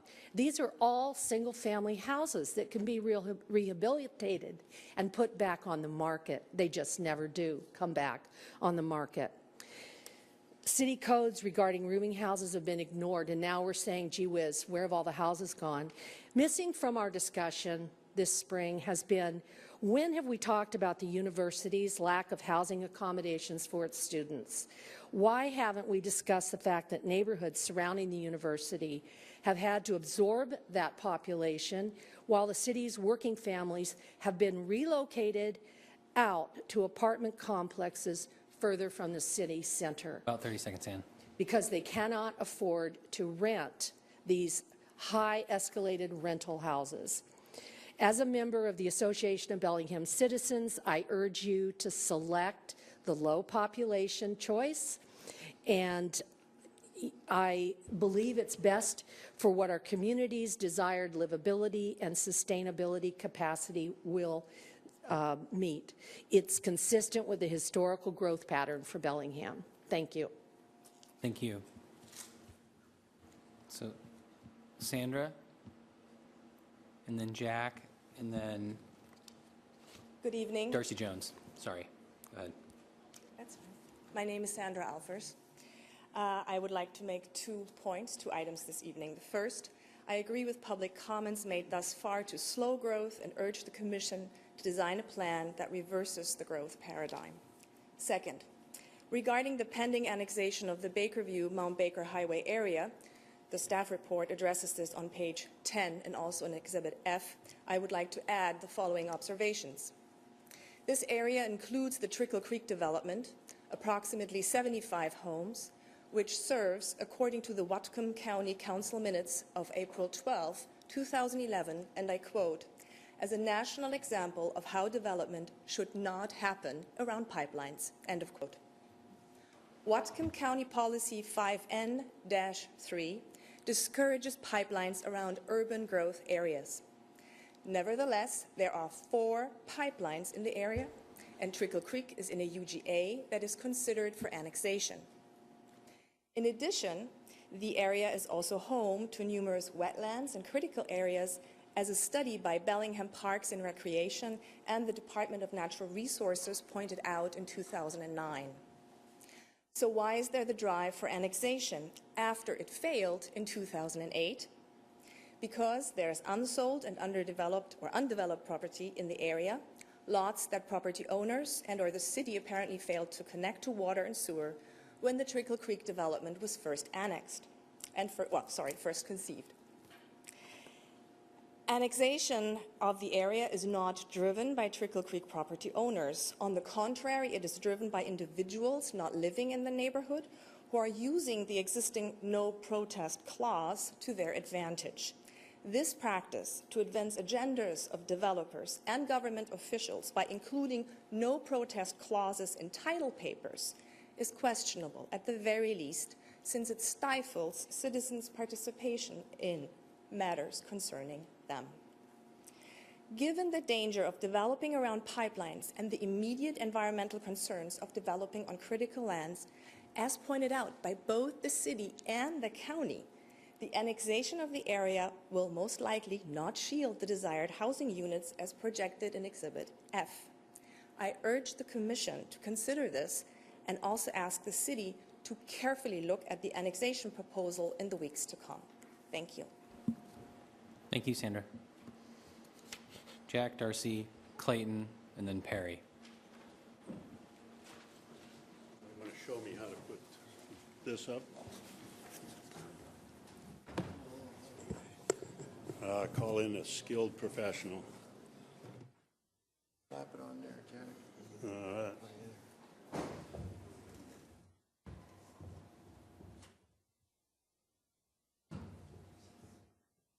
Thank you. All right. Jack Petrie, 2955 Sunset. This process is being treated like a game, but it's not a game. With every square on the game board instructing the Planning Commission, you, to do not recommend this, or do not ask this question, or just trust, accept this fact as true. This is serious business with your duty to the community on the line. This is supposed to be a review of past planning approaches and then an update that is supposed to be based on that review. Since the last planning process, Bellingham has captured only 28% of the growth coming to Whatcom County. That's a catastrophic planning failure by any measure. If during your review you find past planning approaches have not worked well, you're supposed to pass on recommendations to the City Council with solutions having the potential to enable us to do a better job in the future. But instead of being asked to look at the future with solutions, the major approach put before you can be paraphrased as being, we've not lived up to our GMA obligations in the past, so to cover our behinds, we should continue to plan for failure in the future. Remember, we have a declared affordable housing emergency in Bellingham. We have the lowest average wage for a large city in Western Washington, and 1/4 of our population is living in poverty, and you're being asked to pass on a recommendation for more of the same. I hear a lot of nattering about social justice, economic justice, and similar justices in Bellingham, but when push comes to shove, I don't see much effective action unless it involves subsidizing people after we've created insurmountable obstacles for them to overcome. Consider affordable housing. It's almost stunning that the staff report before you almost completely ignores Whatcom County's and Bellingham's adopted countywide planning policies. Countywide planning policies are to Bellingham's decision-making process what the Bill of Rights is to Congress. By law, citywide planning policies cannot be ignored. Words like shall and must compel action, but there's almost not one word about countywide planning policies in the staff report. So, I've brought along a few. These deal with affordable housing. Notice how many shalls are in there. Have you been asked to analyze affordable housing, how much more we need, how many more houses are needed to provide affordable housing, what kind of affordable housing needs to be done? You haven't. On your own, you've tried, within the limits imposed on you by staff, to address some of these issues by asking for an analysis of Alternative D. Now you're in trouble. You didn't follow directions. You asked a forbidden question in this game. Since staff thinks you shouldn't have asked the question in the first place, their report ignores your request and provides no meaningful discussion of Alternative D at all. I'm just about out of time, so let me say, given the corral staff has driven you into, pending installation of your nose rings, Alternative D is the only option you have that even begins to address the planning mess we've created for ourselves. It's not enough, but it's all you've got at the present that allows you to begin to fulfill your duty. What staff has you doing is dancing the twist to a Beethoven sonata. About 30 seconds, Jack. Sure. You're supposed to look at the impact of the entire comp plan on the city's ability to capture growth. Population numbers is a small part of what you are supposed to be looking at. So do your duty and look at the broader range of things that the law says you're supposed to be looked at. Don't be corralled into a little box. Thank you. Thank you.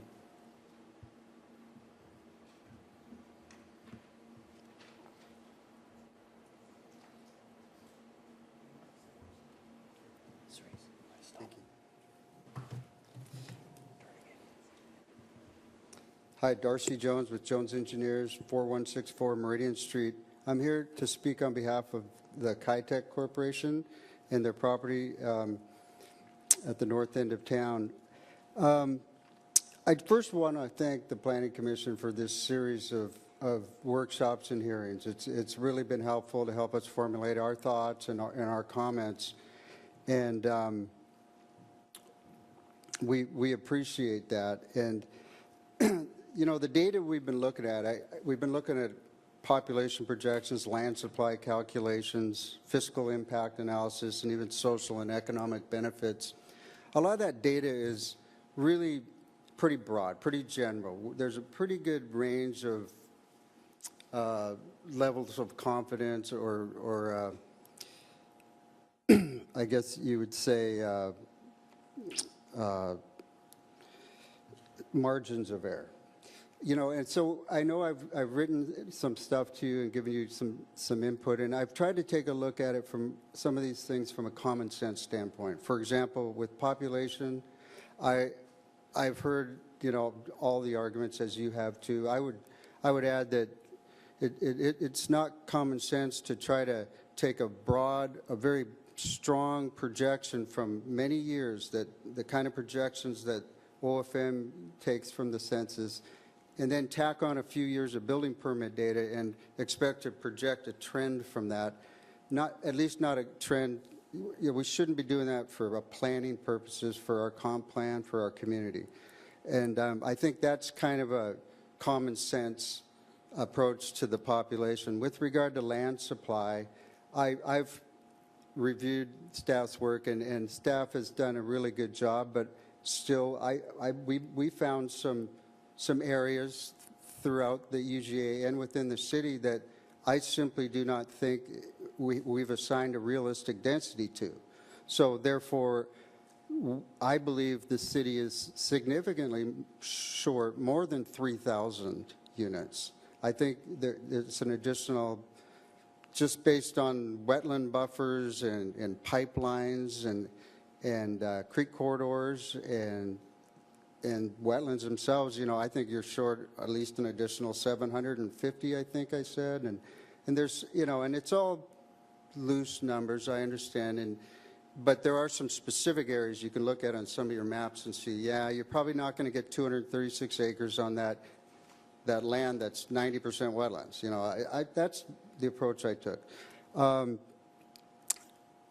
You know, I wanted to say this, that Alternative D seems to represent our current comp plan better than any other alternative, because our current comp plan in 2006, the City Council adopted our current comp plan. Well, the entire 600 acres of Kitech was to be included in the UGA by the city. The City Council voted for that. I mean, U Street was not a reserve either. Now, it was the County Council in 2009 that made those decisions on behalf of the city to take UGAs, to not put Kitech in the UGA. About 30 seconds, Darcy. Yeah. I want to mention that there's a lot of benefits, both economic and social benefits, for some areas to come into the city. You've heard testimony, people living on Meridian. There's no sewer for a lot of those people up and down Meridian. There's a pending annexation. Kitech can help with that and build a sewer pump and bring in a lot of those properties. And the fiscal implications of that and social benefits are significant. And I thank you for your time. Thank you, Darcy. So Clayton and then Perry, and then we're going to take a 10-minute break after Perry speaks and come back and conclude the public comment after that. So just prepping everyone for that.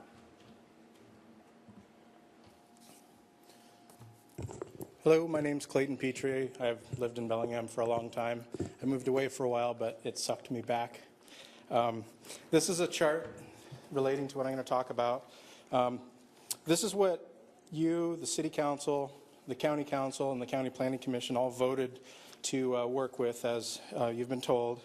And I wanted to read you, well, there was a lot of skepticism that Bellingham would be willing to do the work to actually accommodate this number of people. I hope that's not true. But I want to read you the language that was written in support of this by the City of Bellingham. It says, Bellingham's proposal is consistent with past trends. The city has averaged annual growth of 1527 people per year over the last 20 years, and the Burke high allocation is closest at 1562 to the past growth rate. The Burke medium allocation forecasts a much lower growth rate for Bellingham, 1235. Bellingham will continue to be a desirable place to live. That's why I moved back. We're not willing at this point to accept the assumption that future growth will be less than past history, as would be the case if the Burke medium allocation is used. We believe that it is more responsible to plan for a higher growth rate than to plan for a drop in the rate of growth that might not occur. You know, if you drop your allocation, you're creating more of a commuter community. And, you know, those people need to be reallocated back into farmlands and rural allocations, or Linden might want them because they've been allocated a lower than their current growth rate. I think D is the most reasonable and justifiable option, and I think it's the best way to protect the neighborhood character that you've heard people talk about. I also wanted to talk about current needs in the city for infill. This is out of the Samish plan that was adopted in 2007. You can see that it needs an elementary school, which was built on U Street, and a fire station. That fire station is the same one that would serve South U Street Reserve if it was reactivated, and also North U Street UGA, which should be annexed or receive services by about 2017.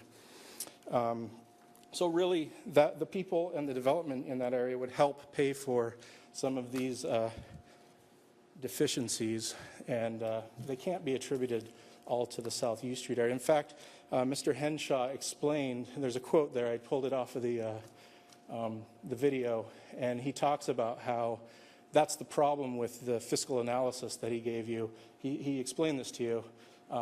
The specific costs, you know, that are attributed to this area are really a wider benefit, and the sewer main upgrade, the water reservoir, the water pump, those water comp plan items, they're going to be built anyways. That money has to be spent by the city, whether or not you add this area.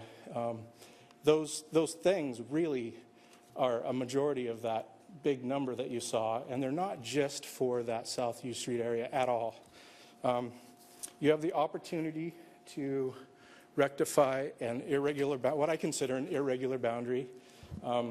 I copied that off the other map and enlarged it. It's kind of an interesting one. I also wanted to About 30 seconds, Clayton. talk about lake pad and water quality briefly. The lake's in the same condition as in 1974. The city and Huxley and some residents in the area did some studies. I've sent you the information already. Then here's the housing mix chart that you guys were talking about earlier. I thought the bars looked funny, and I realized they're on a different scale to each other, so I made you a new one. Just might want to take a look at that and think about how that mix fits with demand of people moving here. It doesn't fit very well, and I think that option D is a small step but would help address this issue. Thank you. Thank you. Perry? Somebody left their glasses. Perry Eskridge, 3317 Northwest Avenue, representing those awful realtors. I hope you're listening really closely to the answers to your questions tonight. One of those things that they were talking about was neighborhood opposition is a large factor that suggests densification is nearly impossible, but at a minimum it's difficult. But growth in the UGA is too costly, so what do? And everybody that knows me knows I'm an aviation person. Efficiency for an aircraft happens at the highest altitude that you can get that airplane. But unfortunately, you run into a place called the coffin corner. You need more engine power to maintain the maneuverability of that aircraft, but at those high altitudes, you don't have the oxygen to supply the power that's needed. And what do? You get an aircraft upset, or in layman's terms, a smoking hole in the ground. That's where you guys are. That is where you guys are. The neighborhoods are not taking additional population, and you're not supposed to expand your boundaries. So what are you going to do? That's really the situation that lies before you. Population, I'm going to use another story here. My beloved antique Cadillac broke down this week. I haven't driven it for 5 days. Now, if you ask me what the average miles driven on that car are going to be, and I look at the last week and tell you that there's 0, you might think there's no mileage on that car. But if you knew over the last 20 years that we've driven it well over 100,000 miles, what happens to the average there? And that's really what you're being asked to do with the population here. I remember back to the 2013 when we were having this conversation on population, and I myself stood up in front of the county council and begged them to not let Bellingham take the higher population. I said it's going to mess up everybody else in the county. They have not historically met that goal. They, in the past few years, have not met that goal. They're not going to meet it now. And when push comes to shove and all the other cities have done their planning, Linden's hearing's tonight, Ferndale's hearing is on Monday. And where's the population number from Bellingham, and what's everybody going to do when that's over? I can tell you right now, Ferndale's already got plans to ask for more employment numbers because they think they're going to need them if you guys drop your population. That's the problem that's happened all along, is that Bellingham has not been able to meet its goals. The county said, okay, go ahead against all of our wishes, and now here we are 2 years later, and the city's saying, oh, sorry, big mistake. There was a robust public process at that time to talk about these populations, and I don't know where all of these people were now arguing against lower populations when I was doing it. But now that you've picked the higher one, you don't have a choice. You need to stick with it. Finally, there's been a lot of talk about, our neighborhoods willing to take that additional population, and I hope you heard a couple commenters before me. The question I have, and this is something I've debated, and I'm actually going to say it tonight, why does Bellingham hate poor people? You heard a person up here. I looked through your comments, and I looked through the people speaking tonight, and they are the same ones that have advocated for down zones in their neighborhood. They have opposed every opportunity to come in here and oppose projects. And now they say, oh, nobody's moving here. Well, I wonder why. You heard somebody tonight say, there's 15 people that own homes in my neighborhood. There's people that own 30 homes in my neighborhood. Why don't we make those all single family homes owner occupied? They're called renters. Renters live in that home. That is their house.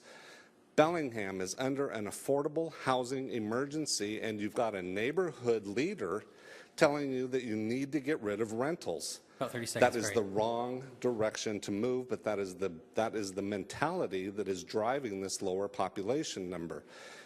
We have to ask ourselves what community we want to live in, Mr. Brown. You are absolutely correct. And the community that we want is robust, where everybody has an opportunity to live here, and affordable housing is available to you regardless of what your income is or what your ownership status may be.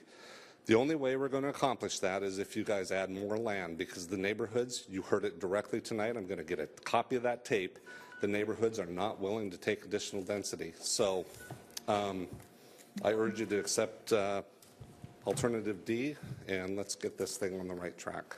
Thanks. Thank you, Perry. Okay, so we're going to take a short break. We're a couple hours in. The next three speakers on the list are Roger Almskar, Cal Leenstra, and Donna Meckenber, and those are the last three people on the list. So when we come back, I'd like those three people to be prepared to speak, and then anyone else who's not on the list, we'd ask to please come down and start getting lined up.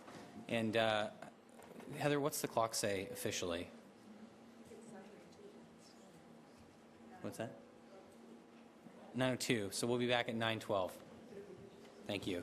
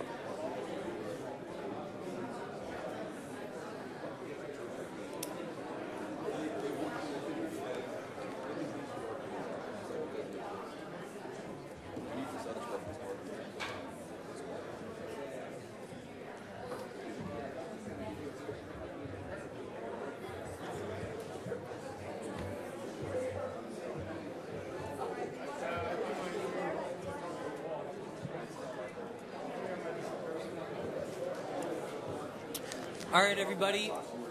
If I could ask that you please take your seats.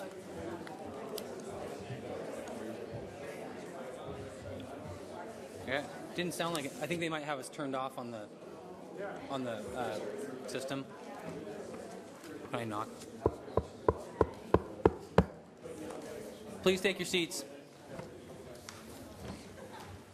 I get my gavel. You too, Garrett. No, I'm kidding. Okay, we're going to proceed with the remainder of the public comments.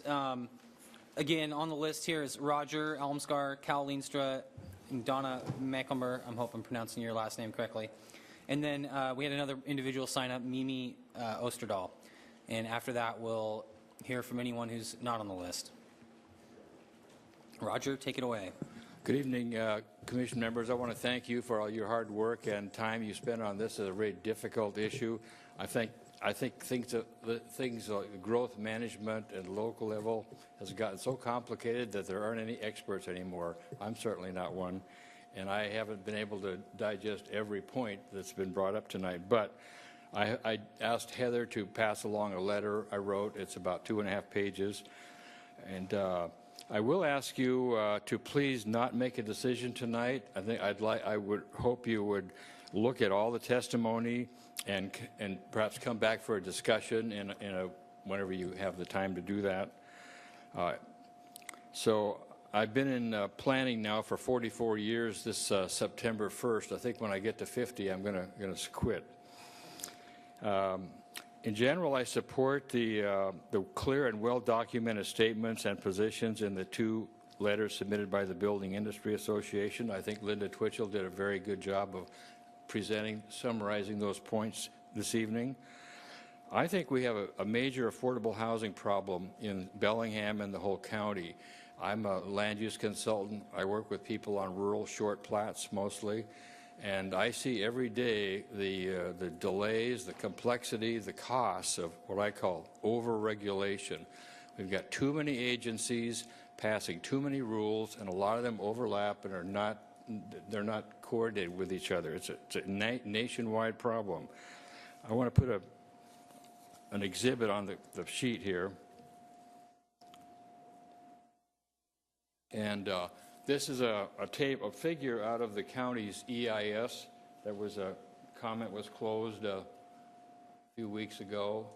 And what's important about it is it shows that as of the last quarter, or first quarter of 2012, housing median home prices in Whatcom and Snohomish counties were almost the same. You can see the lines converging there. Snohomish coming down. This is because of the real estate bubble that burst and all that. And Whatcom County didn't descend as much as Snohomish did. But that's pretty significant that we're about the same place as the second most wealthy county in the state, which is Snohomish County. And I've got those numbers in the letter. Another graph, I call actually a report, and this could be really hard to read on the screen here. This is from the United States Bureau of Labor Statistics. It shows that the Snohomish County, the average weekly wage as of just recently, I mean, this document is dated May 28th, so it's very, very new. You can see it there, $1,019, the average weekly wage. That's covered employment. That means people that are subject to the unemployment tax, not self-employed people. And then you look at Whatcom County, and it's $782. That's quite a difference. That's over $200 difference. And that works out to quite a difference in the annual income, which I put in the letter. So we've got an annual income for those people in Whatcom of $40,600 and some dollars compared to $52,988 in Snohomish. 30 seconds, Roger. 30 seconds? Yeah. Okay. Goes fast. Well, I'm trying to demonstrate that the cost of housing is a real problem in this area, and frankly, from my experience, I believe the root cause of it is too much regulation. We do need regulations, but I want those regulations, and the people I work with want them to be reasonable, clear, and consistent when you go from one agency to another, not use 4 different definitions for streams as we have now, and also to actually accomplish something. A lot of our wetland buffers don't accomplish anything because they're just arbitrary numbers that are not really based on science. They're just pulled out of a manual. So thank you. Thank you. Cal Leenstra.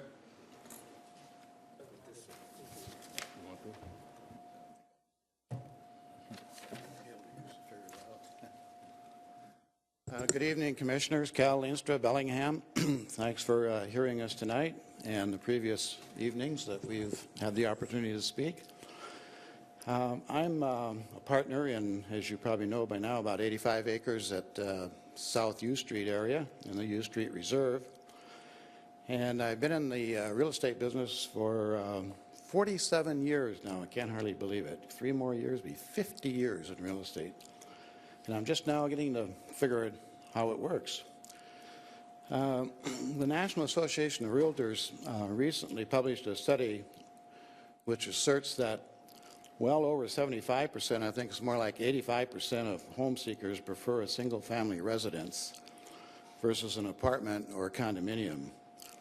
And you were previously supplied bar graphs that support that study. It was a colored bar graph. I remember turning it in 3 or 4 weeks ago. And tonight, I would like to confirm that this is certainly the case in Bellingham. I respectfully believe that the ratio of 75% multifamily, 25% single family proposed by staff is about 180 degrees out of sync with what the market really demands. A recent study by Hart Research found, and I quote, that decent housing at affordable price remains a challenge for an increasing number of Americans, close quote, and quote, that it is disturbing that people feel the American dream and prospects for social mobility are receding. This survey is a wake-up call. People want and expect solutions to the housing crisis to be a higher priority for both national and local leaders alike, close quote.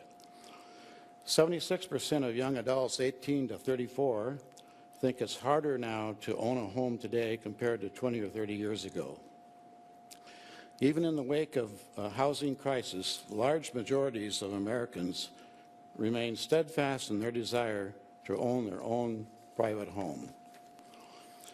Housing challenges continue to impact individuals, and affordability is a relevant issue. It's been mentioned 2 or 3 times this evening. Relevant because there is a direct correlation between the cost of buildable land and home prices. The higher the land supply, the lower the cost. It's basic economics. On population projections, it is interesting to note that actual growth of 1,527 people per year was almost spot on Beck's high growth estimate of 1562, which Clayton pointed out previously. So actual growth was 97.76% of the high projections. I don't know how you can argue with what has happened historically. I was going to go into a lot of other statistics, but they were already covered. But I think I could shorten that up by saying our 87 acres can accommodate, say, about 435 to 500 of those shortage. And I think we had a shortage of 3,000, plus Darcy thought maybe 750 or 800 more, so there's 3,800. 435 to 500 could go in South U Street, and the other 600 could go in Kitech. So that would take care of most of the shortage, but not all of it. 30 seconds, Cal. We talk about infill. That's just not going to happen. Most neighborhoods do not want them. Single-family character has changed the neighborhoods. I don't blame them in many cases. Infill is not an option, nor is increased density. There's already objection to a small multifamily in the York neighborhood. There's a circulation petition against it, and I think there's more than 100 signatures. So one of the other concerns was Rick had a concern that there aren't many studies done in the U Street area. I'm here to present some of them here tonight. Transportation study, a full study on Division 3, Division 2, some bills from Jones, and the other one over here, a stormwater study, and boxes more available for your perusal. So we have lots of studies that have done and are completed and ready to go and are ready. So we think that the predicted future housing growth will require the inclusion of both South U Street Reserve, and the reserve has been mentioned as the first thing that should come in twice this evening by two different people. And so I ask you, what could be wrong with voting for both UGAs as an inclusion in the area? What's wrong with providing affordable housing for young families? So strongly urge you to support alternative D for desirable. Thank you. Thank you. Okay, Donna, Mimi, and then whoever else would like to speak.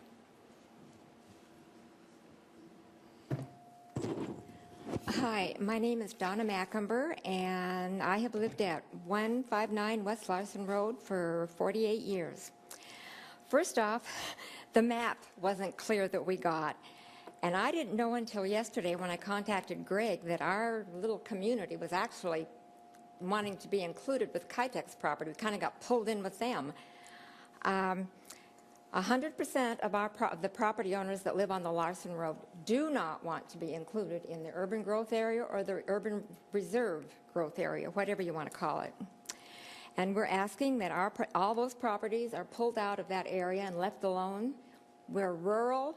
There's goats, cows, chickens, even a couple pigs on our road. And we just do not want to be pulled in with Kitex property. And that's all I'm going to say for now.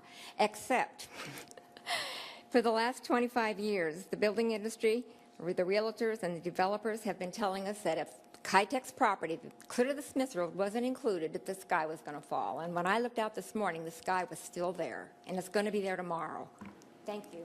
Thank you, Donna. Mimi?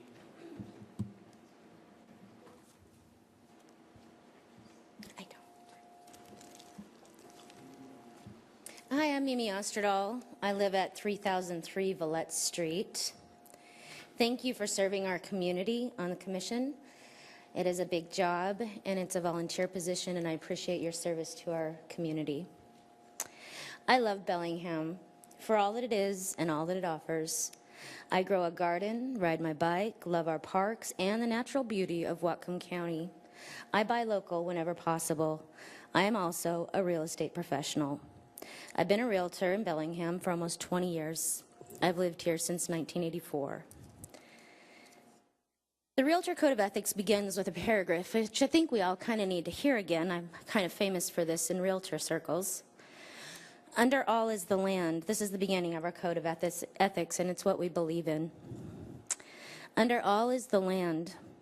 Upon its wise utilization and widely allocated ownership depend the survival and growth of free institutions and our civilization. Realtors recognize that the interests of the nation and its citizens require the highest and best use of the land and the widest distribution of land ownership. They require the creation of adequate housing, the building of functioning cities, the development of productive industries and farms, and importantly, the preservation of a healthful environment. Please stop telling us that we don't care about our environment, because we do. We all take an oath. We are not in favor of unchecked growth. I remember fondly and clearly what this city was like when I was a teen in the 80s. I marvel at the growth and changes that have occurred in our city and our county in what feels like a really quick 30 years. If we want to continue to enjoy quality of life in Bellingham and Whatcom County, we need an inclusive, strong, balanced housing plan with a wide variety of housing choices. I believe it's foolish to think we can keep people out of our beautiful city by simply slowing down building and therefore growth. If this were even possible, Simple supply and demand principles would create outrageous escalation of home prices, which would shut the door on home ownership for many of our citizens. Our current real estate inventory is at an historic low, with rising prices and no relief in sight. We're simply not building neighborhoods fast enough to meet the demand. We're also at an almost zero vacancy rate for rentals, with rents escalating. Living wage jobs are not plentiful enough to keep up with rising prices. Bellingham is already experiencing an affordable housing crisis. I do want more land allocated for single-family homes in the comp plan, not because I'm a realtor and will profit from it, but because in my experience, a big part of what makes Bellingham so wonderful and so special is our neighborhoods, which are filled with homeowners who create strong communities. Single-family home ownership is at the very heart of healthy neighborhoods, communities, and cities. Minimally, the ability to invest in a home early enough in life to pay down the mortgage while also benefiting from the tax write-offs a home offers during their income-earning years is the cornerstone of most people's financial security. A large percentage of people rely on the home they live in as their only retirement plan. About 30 seconds, maybe. If the comp plan does not allocate an appropriate amount of land to meet the needs of single-family housing at a variety of price points, in addition to urban villages offering high-density alternatives, Bellingham will become a city where only the wealthy can afford to own a home. That's an unacceptable outcome for a city like Bellingham, which has traditionally offered the American dream of home ownership to a large percentage of our citizens. The most recent comp plan proposal I read focused on housing somewhere between 70% and 80% of our estimated 34,000 people, new City of Bellingham residents in urban villages. That put 23,800 at 70% City of Bellingham residents with their only housing choice in the future as high-density condos, apartments, or maybe townhomes. We really need to think about what we've always been as a community, embrace it, and plan for it. And I do appreciate your job and your service to our community on that regard. Thank you. So that's it for people on the list. Larry, you'd like to come up? Anybody else? Please come down so we can move forward from speaker to speaker.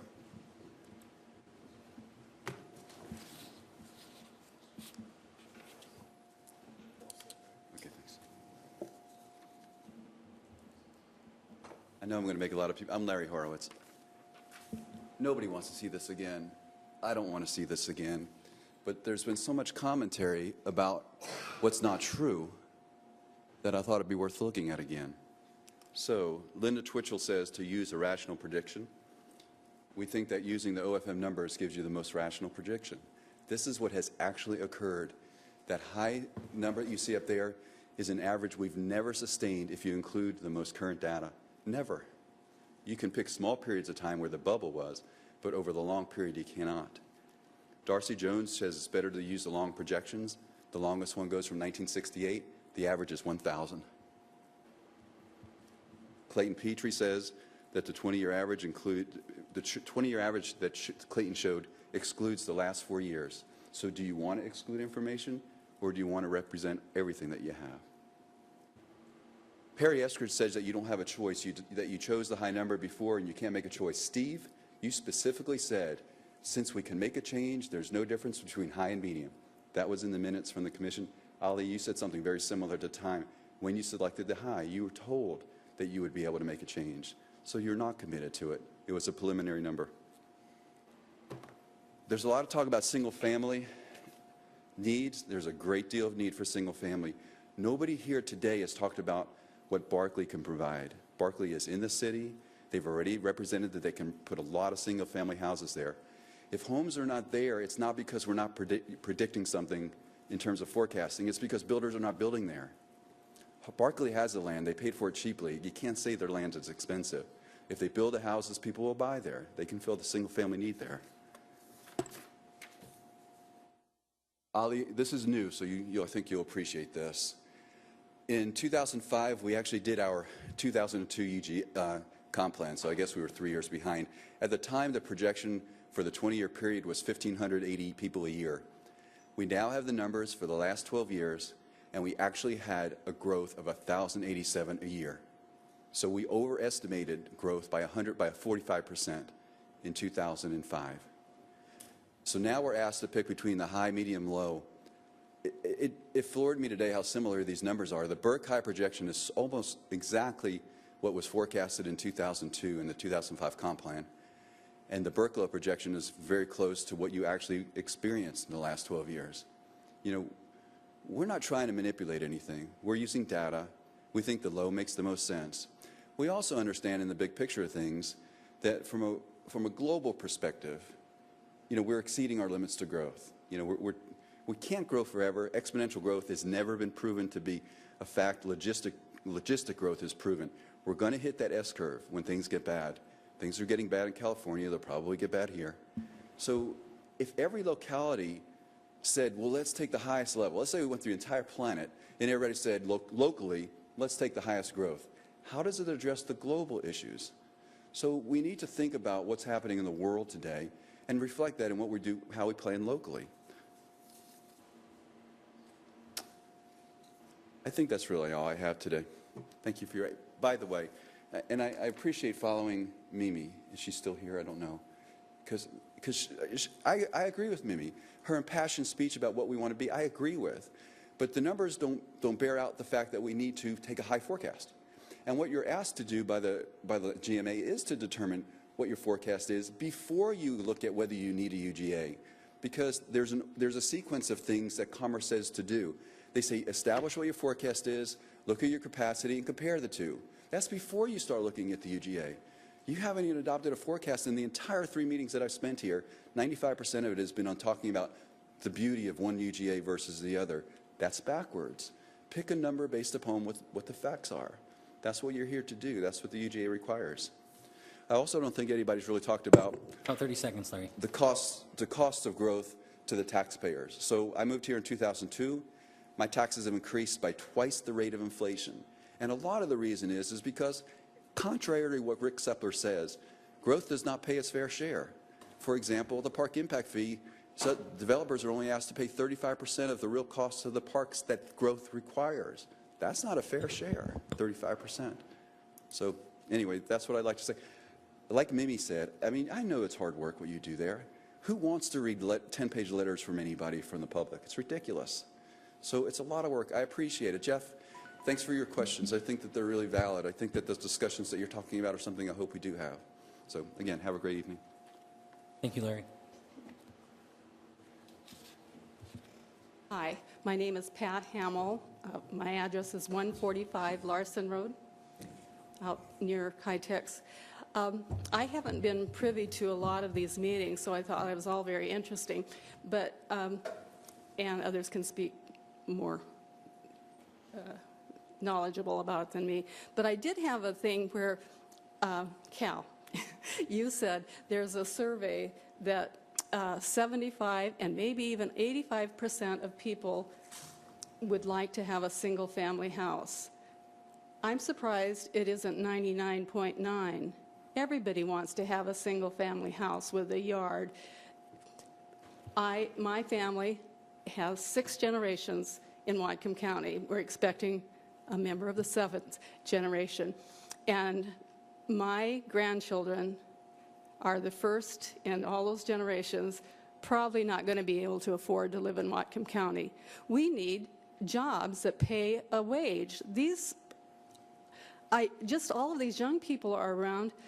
They can barely afford their apartments where they are. So, you know, single-family house, and when you say, well, we'll build more and that'll bring down the price, well, I don't think you can buy a single-family house for less than $250,000. Somebody knows better than I. And on the wages that are happening here in Bellingham, they can't buy a $250,000 house. Holy cow.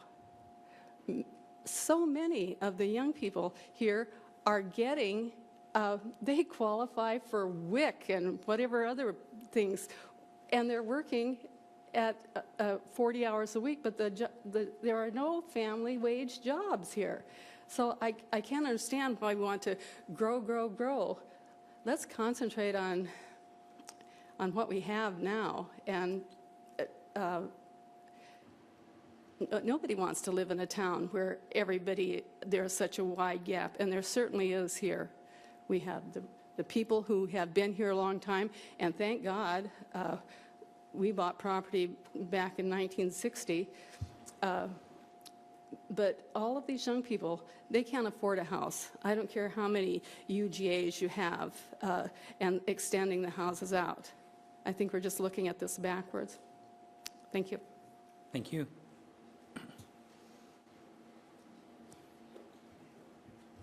Hello, Eric Scott from Birchwood Neighborhood 2933. Yeah, like the last speaker said, I'd like to reiterate that. There's not much of an economy up here in Bellingham, and especially when you take away the unsustainable construction jobs, which when those dry up, now you have more people that need jobs. So creating housing for more people that need jobs is not an economy. And building more housing and accommodating more people before addressing the issue of the economy is putting the cart before the horse. You're just building more housing for more poor people is what you're going to end up building. And one thing the county is doing to accommodate the growth in the no-income people that are expected is they're building a new jail. They want to build a new jail for all the people that aren't going to have jobs. So one little quip there. The majority of the people who spoke tonight are developers and realtors. They are here for money. That is the only reason they're here, to line their pockets. Now, it doesn't mean they're evil. It's just they're here for money. They're here for their paycheck. As I've heard, many people on the commission are also involved in the development and real estate industry.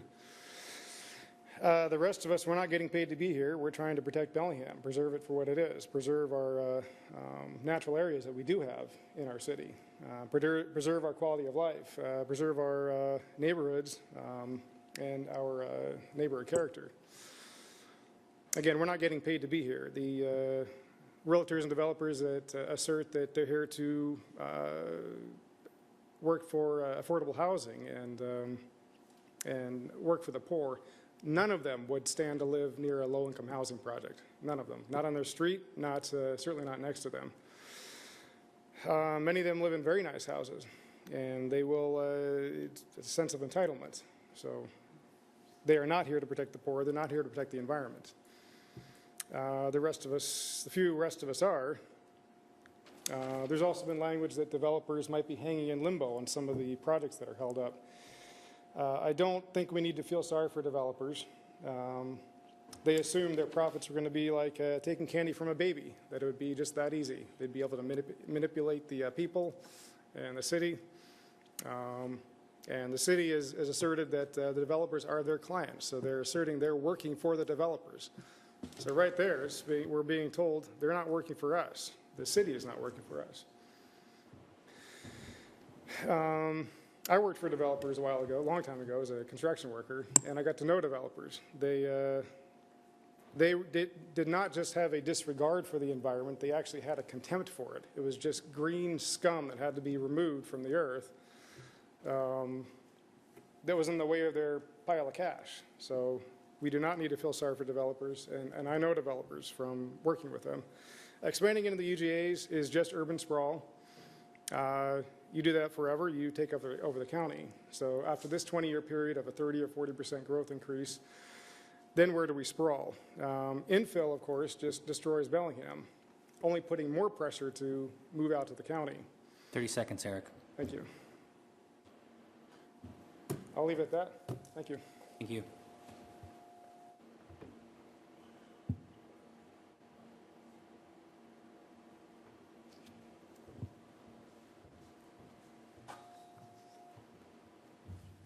Good evening. I'm Ginny Peters. I live at 909 Marine Drive, and I'm probably the only one in this room that's not going to bring you statistics. I lived in Bellingham a whole 12 months. I can tell you why I came to Bellingham. I lived overseas for 25 years, and before that I lived in Eugene, Oregon. I raised my family in Eugene, Oregon, and I loved Eugene, Oregon. It was quaint. It was friendly. It was just very livable. It was a wonderful place to live. So when I came back to the United States for permanent, I looked for a place to live, and I went back to Eugene, Oregon. So Eugene, Oregon did what everybody here is talking about. They wanted to have high population growth, and they got it. So that means that no longer are they quaint, no longer are they friendly, no longer do they have no traffic flow problems. Now they just have strip shopping, and that's it. So I came looking to Bellingham. I chose Bellingham because it is quaint. It reminds me of the way Eugene was 40 years ago when I first moved there. So you asked me what I think. I don't mind people coming to live in Bellingham. I've only been here a year. I'm a newbie. But I would like to see the growth come in small spurts, because I think what happens when you have high population growth, your crime increases, you have unsustainable living, you don't enjoy your neighborhoods anymore because your neighbors don't talk to you. So that's my take on it. So thank you for letting me speak. Thank you.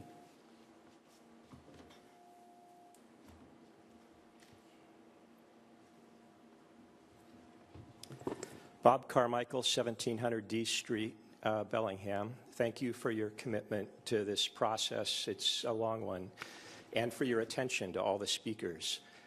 It's my privilege to be here on behalf of Kitech USA Corporation today. And as I've spoken before, this is one of the most community-minded companies that I've ever had the privilege of working with.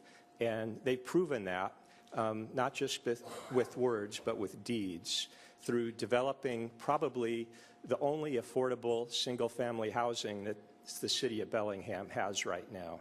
And they've done it consistently, very successfully, and they would like to continue to be able to doing that. One of the things that I hear in support of the low growth forecast is that we need to take things so slow. Well, what about the people who are here now, or the young families who have children? What do you tell them? How slow do we take it? 20 years when your kids are grown and you haven't had a chance to build a house or have a place that you want to live for your family. One of the things that I haven't heard anybody talk about, and I'm going to focus on this to start with, is how long it takes to get through a development process. Okay, we're talking about an 8-year cycle with the comprehensive plans, but I'm here to tell you it will take about that long before, if Kitech's property is put in the UGA tomorrow, which it won't be, it can't happen until 2016, it'll probably take about 7 or 8 years between the time of the UGA designation and the time the first houses are being sold. And that's just reality, it's reasonable, and it may be shocking to a lot of people, but I've been in the business for a long time, and I know how long it takes. I know what's involved. I know there's a lot of unforeseen things and a lot of risks that most people don't understand that developers have to take along the way. What would have to be done? There would have to be an annexation study. The staff has said that in their staff report. Extensively studying the capital facilities that are needed. That's going to take time, it's going to take money, it's going to be paid for by the developer. There would have to be negotiations with the city, annexation negotiations. How is this going to come in? What's the process? That's going to take time, and that's only going to happen after the annexation study is completed, although there'd probably be negotiations on scoping before that. Then there's the annexation process, which is a public process that would have to be gone through. Then there's a platting process. Platting processes take time. SEPA's involved. There's a SEPA process. Every step of the way, if somebody's opposed to something, there's opportunity for delay and driving up costs. After SEPA and after the platting process, assuming it's approved, there's design review approval. Engineers have to be hired. They have to develop the designs. Those go through rigorous scrutiny at City Hall. plans come back and forth several times, I can tell you from experience, and it takes time. It takes a lot longer than you might think. Then the infrastructure has to be built. Assuming you get everything designed and approved, you've got the entitlements, you've still got to build the infrastructure. And that's going to take time. The water, the sewer, the roads that are going to be internal to the development. And only then, after you get through all that process and all that cost, can you start to think about building a house. About 30 seconds, Bob. 30 seconds? That's one thing that I'd like to consider. The second thing that I'd like to have you draw your attention to is the fiscal impact analysis for South Kitech that I had delivered to you all today. If combined with the Klein-Kelly annexation area, you can see that there's a net positive, not a negative, for South Kitech. And that's because South Kitech can help participate in the sewer improvements for Klein-Kelly. And Klein-Kelly is mostly light industrial, 169 acres. You've seen a total turnaround in the numbers based on that, and I think it's really worth taking a look at. Thank you for your attention and your patience throughout this process. Appreciate your time. Thank you, Bob. So it appears that there is no one else who would like to speak. Going once, going twice. All right. So I would just like to say that I would like to say thank you to all the public speakers. I know some people have left, but it's important for us to hear from all of you. We heard a lot of different opinions on a lot of different topics, and we just, I know speaking for all of us, we appreciate the public participation that we've had so far. And that's true of all the processes that we've gone through over the past few years. So with that, I think we want to move forward. We're going to close the public hearing, or the public comment portion of the hearing, and I think staff wants to possibly respond to some of the comments. And I'll leave that to your discretion. Yeah, no problem. Take a minute.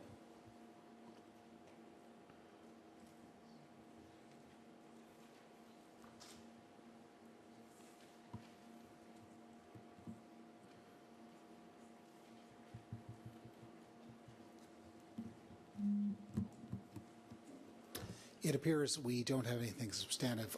I will say a couple of things just in general.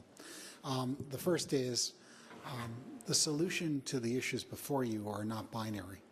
I was struck that testimony was one side or the other. And I would posit for you that there is something between those two extremes that might very well address many of the issues and try to do the best for the community. Staff certainly feels that way. Staff feels that there are approaches and alternatives to be considered that do sort of provide that measured balance, that do temper some of the forces that are there. We've proposed it both in our alternatives and then in potential conditions should you wish to go to a different alternative. And we just say that reasonable people can look at the facts and come to different conclusions, but it is important to try to find something we can agree on as a community. We are not two communities, albeit that's what it seemed like in testimony this evening. Thank you. Thank you, Rick. Okay, so with no staff response, I think it's time for us to have a discussion. And I would just offer the floor up. I'd like to make sure that all of us have an opportunity to participate. I know everybody has a lot of ideas, so do we want to kick it off? You want to lead the way, Garrett? Well, I just think before we went to public comment, you know, Phyllis had a comment. I think it was a good conversation starter. So maybe if Phyllis wouldn't mind, we could revisit kind of where we left off there. Love to. The thing I hear from a lot of people who are talking about taking one of the lower numbers, the underneath message I get is they don't want growth and they think that by planning for little growth means it will not happen or somehow we have control over it. And that to me is a bit like the dog's tail wagging the dog. I mean, I could be persuaded otherwise, but that's how I look at that. And when I see on alternative D, bringing in the two areas, like I was saying before, the UGA, the Kitech area, you're starting with kind of a blank sheet of paper. And I think there's a lot of options about how problems can be solved, and even model options can be designed there. The South U Street, I think we kind of left that in limbo land. And I know that there are some people who don't have a lot of sympathy for the developers, but who are the people who build the houses? I mean, if people are not building their own private home, developers are coming in and doing it somewhat en masse, which is what we're talking about there. I'd like to bring that back in and tidy up whatever issues are going on. And keep in mind that if we even voted for alternative D tonight, which I'm leaning toward, it just simply puts it in the UGA. As actually Bob was saying just moments ago, there's so many other steps that would have to go through before anything is done. And furthermore, you end up with all sorts of opportunities for coming in with design review, annexation. We're just making such a broad 50,000 foot view of this, not the minutia that I think some people think we're in. We're not there. We're just making it available for people to make decisions and investments and see where it goes. I'll just open that up. Jeff? And Steve? Just to follow up on Phyllis's first comment, I think it is worth talking about growth and what that means, just because, again, I've heard the same thing. And the thing that bothers me is I think the status quo is pretty much unsustainable. Right now we see the harvest of basically 10 years of the notion that you can constrain growth. And the result of that has been close to a zero vacancy rate and escalating escalating apartment rents that are completely unaffordable and a complete lack of affordable housing to buy in Bellingham. And I don't think that's sustainable. And so, again, I don't think you can somehow, as I jokingly say, blow the bridges to, on the north end of town, the south end of town, and, take a D10 cat and rip a barrier around the edge of Bellingham and say, that's it, we're done. I don't think that works. I think we have evidence that doesn't work. So I think it's incumbent on us to really think about what that really means and how we're going to plan for that. Steve, did you have a comment? Yeah. And Tom? First a question. Mr. Carmichael brought up, the last speaker, about the Kelly Klein Annex. Where are we in that process? What has to be done along with this process to annex that particular area in conjunction with, say, the Kitech proposed UGA?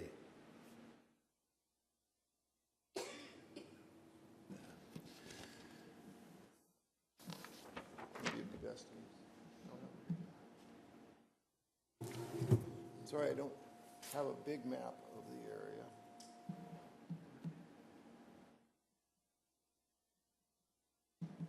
Well, maybe. This is the Klein-Kelly area that's already in our UGA. They've applied for annexation. The council initiated. Who is they? Property owners. Okay. Property owners petitioned the city for annexation. The city council approved the start of the process. There are some utility issues that need to be resolved before that area can be annexed. So there are some infrastructure upgrades that are needed before that area can be annexed. So that's where it sits right now. Okay, so if we elect to bring in the Kitech, the south area, does that automatically connect with the annexation request of Kelly Klein? How do those two marry? Once an annexation petition is started, you can't change the boundaries. So the Kitech property were put in the UGA and asked to annex. That would be a separate proposal. They could be considered together, but they technically have to be separate proposals. Thank you. Tom? Yeah, a few weeks ago, I asked staff if they would just take a look at census figures from, I believe it was 1900 to 2010, and to give me an average growth rate over 110 years. And that was about 1.8%, if I remember right.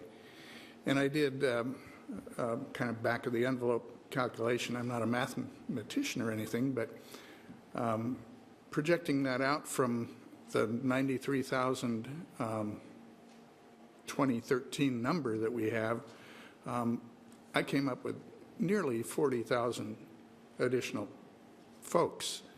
Now, I mean, that's just a straight line projection, and as I said before, we're kind of like driving down the highway looking in the rearview mirror, driving backwards down the highway looking in the rearview mirror or something. You know,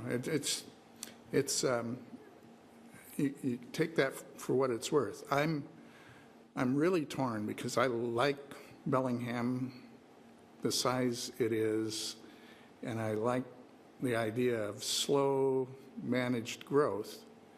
But if I look back 110, 115 years, and we've been growing at 1.8 or 1.6 or whatever it was, and we do not plan for something that's reasonably close to that, I think maybe we're stubbing our toes.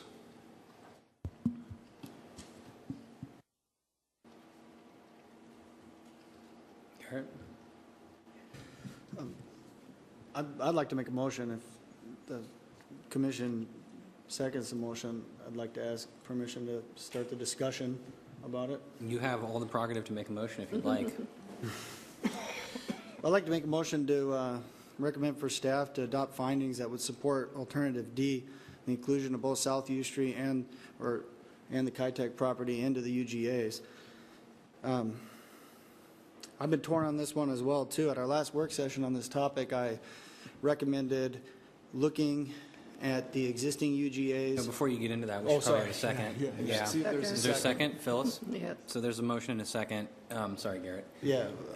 So go ahead now. Sorry. So looking at this, you know, I think this is an important topic, and wanted to look at the existing city boundaries, the existing UGA, and see what's reasonably could be accommodated within those boundaries. And the first reason why I wanted to evaluate those areas is because I'm against sprawl.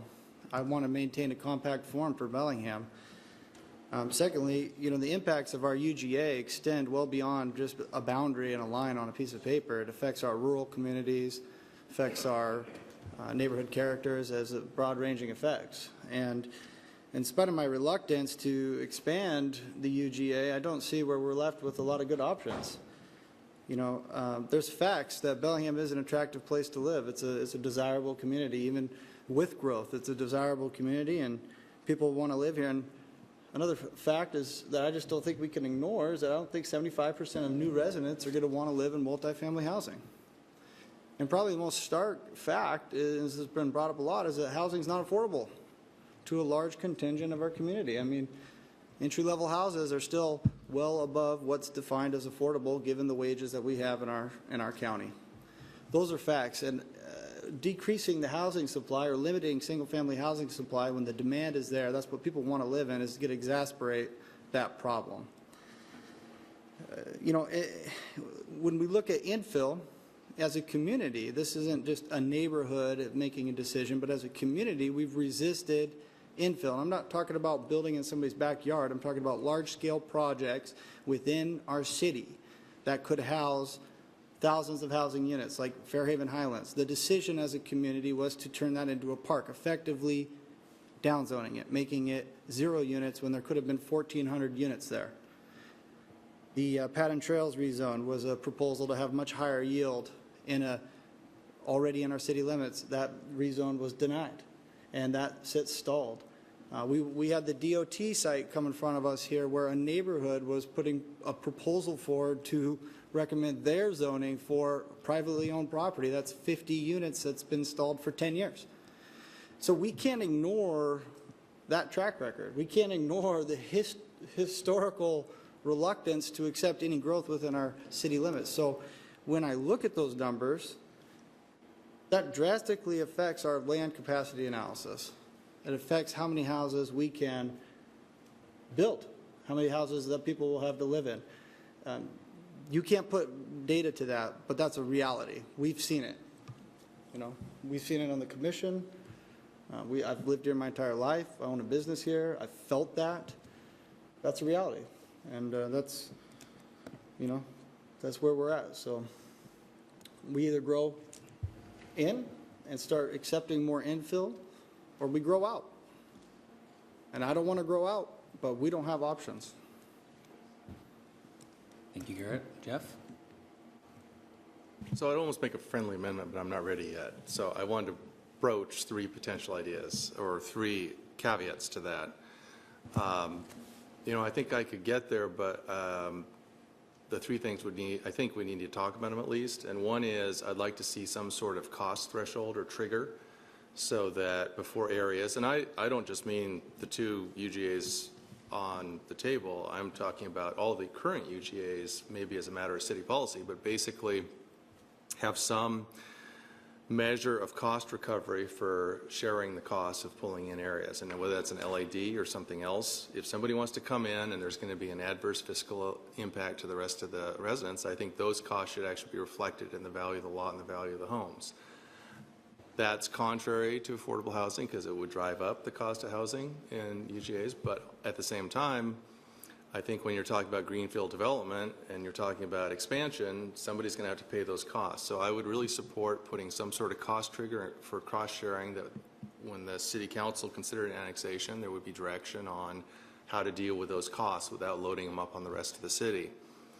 The second thing, I would like to see some sort of need-based trigger for pulling in, you know, for actually annexing the area. And one of the things I'm concerned about is how to deal with getting action on building existing permitted lots.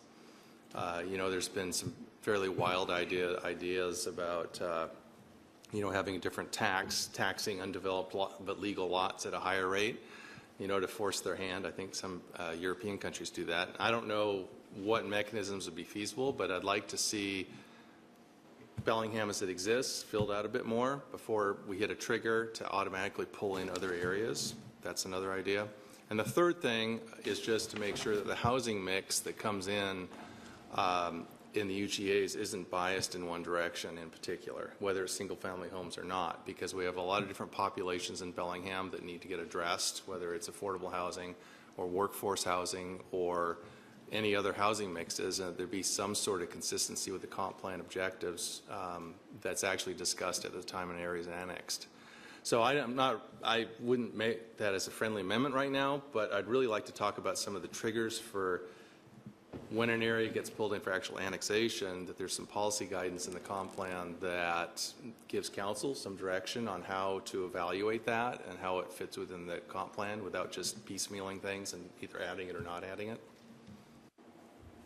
Steve? Yeah, going back to the original motion, my first thoughts are not to include the U Street area in UGA. And those are based on, you know, folks, we've gone through this much data and letters over the last month or two. And one of the comments sent in was that that U Street UGA, when you remove all the buffers and you remove the wetlands, there are only about 9 possible units up there. So what are we doing when we're bringing in the U Street area? It's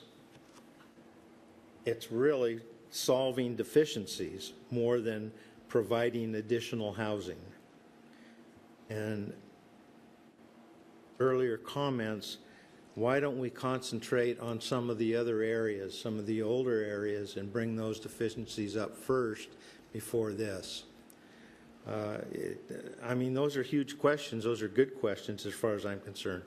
I really support the LID idea of a cost trigger for a new area that is going to require additional costs for the people of this city. I think that would be a good idea. That would be a good cost-sharing move for those areas.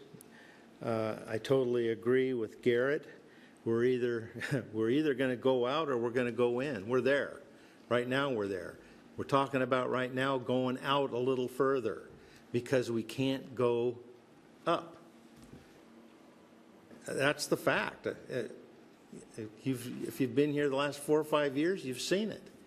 Every time a larger proposal comes to mind, and I'm not criticizing the people for making those decisions. They didn't want it in their neighborhood. It did impact character, and this is not a criticism, but it's a fact. We're there, and we've got to do something. You've dumped it on us to make a recommendation. So I've talked to several members of this commission. We've been going over some of this stuff, going over the letters, all well written, all documented, all professionally done. And I sit there and I scratch my head. I go from this belief to that belief. But when it comes down to it, I'm going to support the U Street acquisition. I've got some problems with it, but I'd love to see an LID associated with that. I totally support the Kitech expansion, especially with this Kelly Klein annex. I would like to see some recommended tie to the Kelly Klein annex to the Kitech UGA. I mean, we're talking about a positive impact of income. Remember, the Kelly is all light industrial. How many times have we heard that light industrial is going away over by the new proposed Costco? That is, people are screaming, let's get more light industrial. That's where it can go right now. We're ready to go. It's going to produce jobs. U Street doesn't produce any jobs. Kitech area and Kelly Klein is going to produce some more jobs. And those are light industrial jobs. Those aren't small little retail outfits that are beginning wage jobs. So I support that concept totally. Those are my comments. Phyllis? Thanks, Steve. I think something that Rick says every now and then is something is not ripe at this time. And I think infill may become ripe at another time. It's just not popular now. But I wouldn't say that it's never going to be something that people would consider. But I see, if we're looking at a sequence over time, bringing these into the UGA to open them up as potential for annexation seems to be more of this time rather than trying to force infill, artificially force infill. I don't think that's going to work well. If I could add to that, I tend to agree with the comments that have been made, particularly Jeff's comments regarding setting some sort of trigger to address cost. For me, what I'm taking away from all of this is that cost is the main prohibitive factor for these areas, particularly an area like U Street that's already developed with urban character in portions. And early on in this process, Rick talked about several reasons why we annex or place properties in our UGA. One is to accommodate population, and one is to take areas with urban character. And Jeff, you're right. We have other areas in the city with urban character that are in the UGA, and it would be good to try and set up a program and maybe use some of these as examples of how we set thresholds to address cost before these areas come in. Because eventually we're going to have to face the music on Geneva and Silver Beach and other areas that are predominantly built out that are in our UGA. And we need to start thinking about how we're going to address those. Because in the absence of that planning, what we have now is that people get together and petition, and then the council says it's too expensive, go figure it out. And if we set up a program to be proactive about that and plan for that, then we'll probably be better off in the long term. So I have a feeling that I'll be supportive of whatever amendment that you propose, Jeff, if you do, or some form of it. For me, The biggest thing for me relates back to the question I asked staff earlier on, which is what compels us to plan for these areas if they're not in our UGAs. I do not believe the reserve, with all due respect to the county planners who put that in place 5 years ago, before which it did not exist, I don't believe we plan for reserves. And my question, or I guess my contention is, if cost is the predominant issue, we need to put those areas in a position where we can start planning for that cost. And if we leave them in reserve, we're not going to do that. And if we set clear thresholds to restrict their annexation until we resolve those cost issues, we can do that while they're in a UGA. And that's just my opinion. So I don't see the jump from reserve to city without a lot of discussion and planning occurring while it's in the UGA. And so for those reasons, I'm supportive of both. I also tend to believe that our population growth is going to continue to trend upward. We have a desirable place to live. We're situated between two massive metropolitan areas that are becoming extremely expensive to live in. We have things that we can't predict, like climate change. Wendy spoke about climate change and how that might impact vast regional migration. And these are things that we can't plan for, but generally we're going to grow and we have a nice place to live, and people aren't going to say, yeah, we don't want to go to that nice place. So I think we need to pick the high number, and if we put these two areas in the UGA and it turns out that we can never afford to do them, we're still working toward our stated goal, which is to accommodate a higher percentage of the job growth and the population growth in this county. And if those areas don't come in, we'll have to seriously face the things that Garrett brought up. How do we put those people in the city limits? So regardless of whether or not these two areas ultimately get annexed, I think predicting high and planning for that is the right thing to do long term for the community. I do want to, I'm not going to make that motion. I'd like to see what Jeff has to say about it, but I would support thresholds because I don't think, based on past practice, we can just take these areas in and expect them to come in with a petition and get approved. We need to figure out how to pay for them first. Jeff?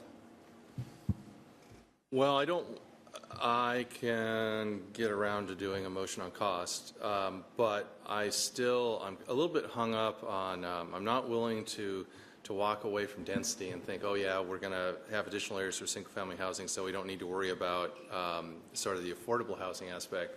Affordable housing to me isn't just how you deal with lower-income people that need a place to live. To me, it's very important that people have an opportunity to get on the equity ladder, to get a smaller house, to get a townhome, to get something that lets them build some equity and eventually bump up to the next. And the way that's going to happen might be in the UGA areas, but it's more likely to happen through infill, maybe through urban villages, maybe through another mechanism. But I'm not backing away from that because I think that's an important part of building our community and actually kind of ending the generational warfare that's in place right now, which is the people that have houses are great and the people that don't are stuck. So I really want to explore it in the comp plan. It's not something that's going to be resolved right now, but I would like to see a linkage between UGA expansion and meeting the population projections and making sure that we have adequate housing types across the sectors for demand, not just single-family houses. And so I don't know whether that can be a condition for pulling areas in, maybe not. Maybe I should give up on that. That's a little complicated, but I still want that addressed. So that said, do you want a friendly amendment, or do you want to talk about this some more, about what parameters might be appropriate? Well, I think that's really important, the housing mix issue, and maybe that's something that we find a way to address through the comp plan. I agree. I mean, that's hard to quantify, much more so than, say, setting a cost threshold. But I do agree with that comment. Cerise, did you have something to say? No? Okay. Anybody else? Well, I was just going to say that what Jeff's saying, I think I see for a different conversation than on this one, but I really agree with that. I think we need to look at some more of the details. I'm just not sure that it's around this particular motion on the table. I mean, I could see how policies could be put into the comp plan that talk about what we look for in zoning and housing mix when we choose to annex, so that there's direction to council when an annexation comes forward that, you know, they need to be evaluating the zoning that they're annexing at and making sure that it's inclusive or broad, you know, as opposed to sometimes what we now get is just one size fit, like everything's residential single 10,000 square feet or everything's RM And I think that currently annexations that come in, even in residential single neighborhoods, are allowed to utilize the infill toolkit. Is that accurate? If an annexation comes in, so continuing that is another way to do that, allowing infill toolkit in new annexations. Yeah, I'm Maybe okay that's how we with get that. there. Yeah. The issue is kind of close to me because I'm helping a family member look for a two-bedroom apartment, and what it came down to is a two-bedroom condo. What it came down to is the only one that was available was across from Lighthouse Mission, and she's buying it. But there isn't any other, in that price range, there really isn't anything out there that people can buy. So I really would like to get that dealt with. So I would like to make a friendly amendment that as part of the comp plan process that we investigate various appropriate levels of cost triggers for pulling areas in as a matter of policy. I don't know how you want to state that. That could be more artfully stated. Well, if I might, the current comp plan and also the annexation phasing plan have criteria that the council uses to evaluate annexation petitions. And so I think Ali's right that when we get to the comp plan, we can look at those criteria and make sure that the issues that you're raising are addressed. They do generally have to find that an annexation is in the best interests of the city, and they do look at housing types. They do look at infrastructure costs. There are a number of things that they already review as part of an annexation review process. So, Well, I would want to make sure our intent is crystal clear, because I think the discussion that from a testimony we've heard and the discussion we've had is that there's not a lot of enthusiasm for cross-subsidizing new development in these UG areas. And so I realize it's part of that overall picture the council looks at, but I'd like it in the record that that was something that we were forwarding as part of our motion, if it's appropriate from the commissioners. If I might, it appears to me that you're reaching to try, you want to be proactive, is what I'm hearing you say, and rather than be responsive, waiting for an application to come in, you'd like to have direction somewhere that says, if you're going to do this, we as a city should be looking at these issues and identifying the infrastructure and identifying the potential ways of making it work with a greater detail than we did in the 2009 annexation plan. Perhaps better cost estimates or strategies. And we certainly can put that as a finding, that was something that was important to you. That will be a placeholder there to inform council when they review it, that you consider that as a linkage with the recommendation. I think so. I think I'd like to make a motion, an amendment motion as well, which would be that as a part of, it would be an add-on to Garrett's motion that any annexation of either of these areas require both analysis by the proponents of how to mitigate the cost and also participation by the residents or ownership group, in the case of Kitech, where it's one group, in those greater costs to the community. So I'll withdraw my motion and defer to you. Your motion. Is that a second? That's a withdrawal of my motion and a second on your motion. Okay, so we have the motion and the second. Yes, I'll restate it. Sorry, I kind of got off topic there. So it's an add-on to Garrett's, which would be that any annexation, or prior to any annexation proposal, that the proponents provide analysis of how they're going to address the costs of that annexation, and also that there's some participation by those property owners within the area in mitigating those costs. When you say participation, you mean absorption of those costs? I believe, yeah. I mean, Okay. I mean, like an LID, or I don't believe they should be responsible for all those costs. Because just to take U Street as an example, if they build a fire station, it's going to benefit more than just the U Street. It's going to reduce deficiencies in a broader area. So that cost should be distributed to a certain degree to all of the residents of the city. But there should be some portion of that that is the responsibility of those owners to address that, that situation. And And I'm not suggesting what that should be. I'm suggesting that that should be something that should be analyzed with the help of staff and then the council ultimately making that decision, what's appropriate. Phyllis? Ally, are you thinking the new development, or if there are houses within that area that are already I existing? mean, everybody. Everybody in that area? Okay, just make sure we're Yeah. clear on it. Is there any discussion on that? It's an add-on to Garrett's motion. If there's no discussion, we should have a vote on it, and then we can get back to discussing Garrett's original motion. So if there's no further discussion, I just restated it. Let's have a vote. All those in favor? Aye. Opposed? Okay, so that's added on to Garrett's original motion, and I think we can go back to that discussion if there is any more. Jeff? Well, I just wanted to point out sort of how I got to this, because I originally was looking at the midline, one of the other alternatives, but I think we've been really constrained by the decisions of the past 10 years. And one of the things I did want to address was, the perception of environmental sustainability. The choices that we've had have driven population growth out to Linden and Everson, Nooksack, Ferndale. You look at their population growth over the past 10 years and it exceeds Bellingham's. And so the decisions that have been made for the down zones and a number of other things, that has an effect, has an environmental effect. There are people commuting up and down the Guide, up and down Smith. And so I actually think the environmental thing to do is actually to consolidate the city, to provide jobs here, to provide housing here, to not drive growth out to the unincorporated areas and out to the small cities.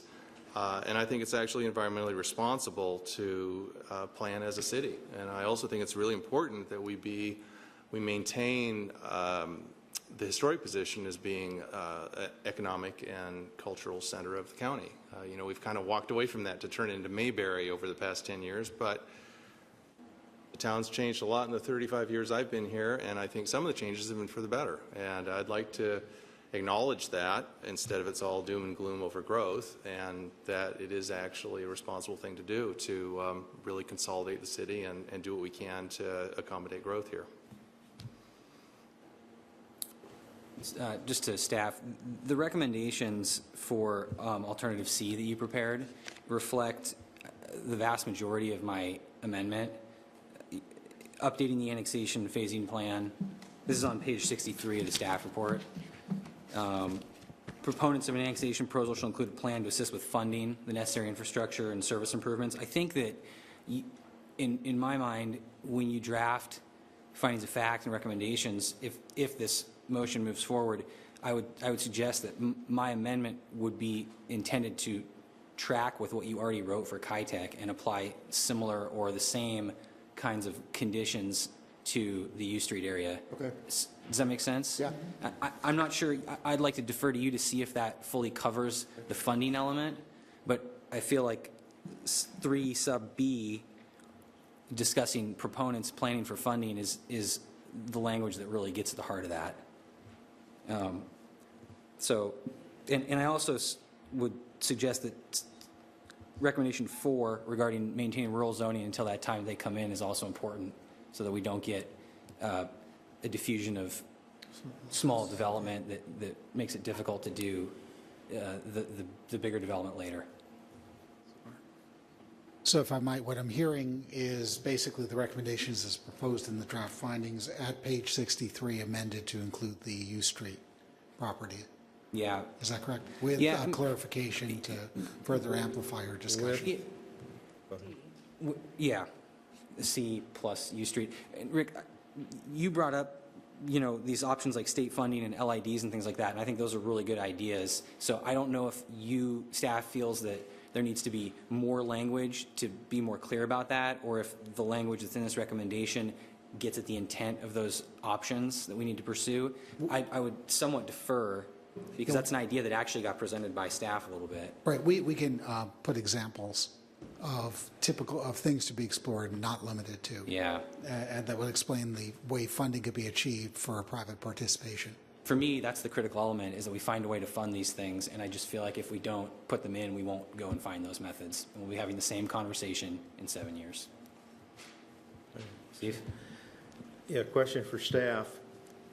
Would it be appropriate to make a friendly amendment to put a nexus for the Kelly Klein annexation together with the South Kitech property?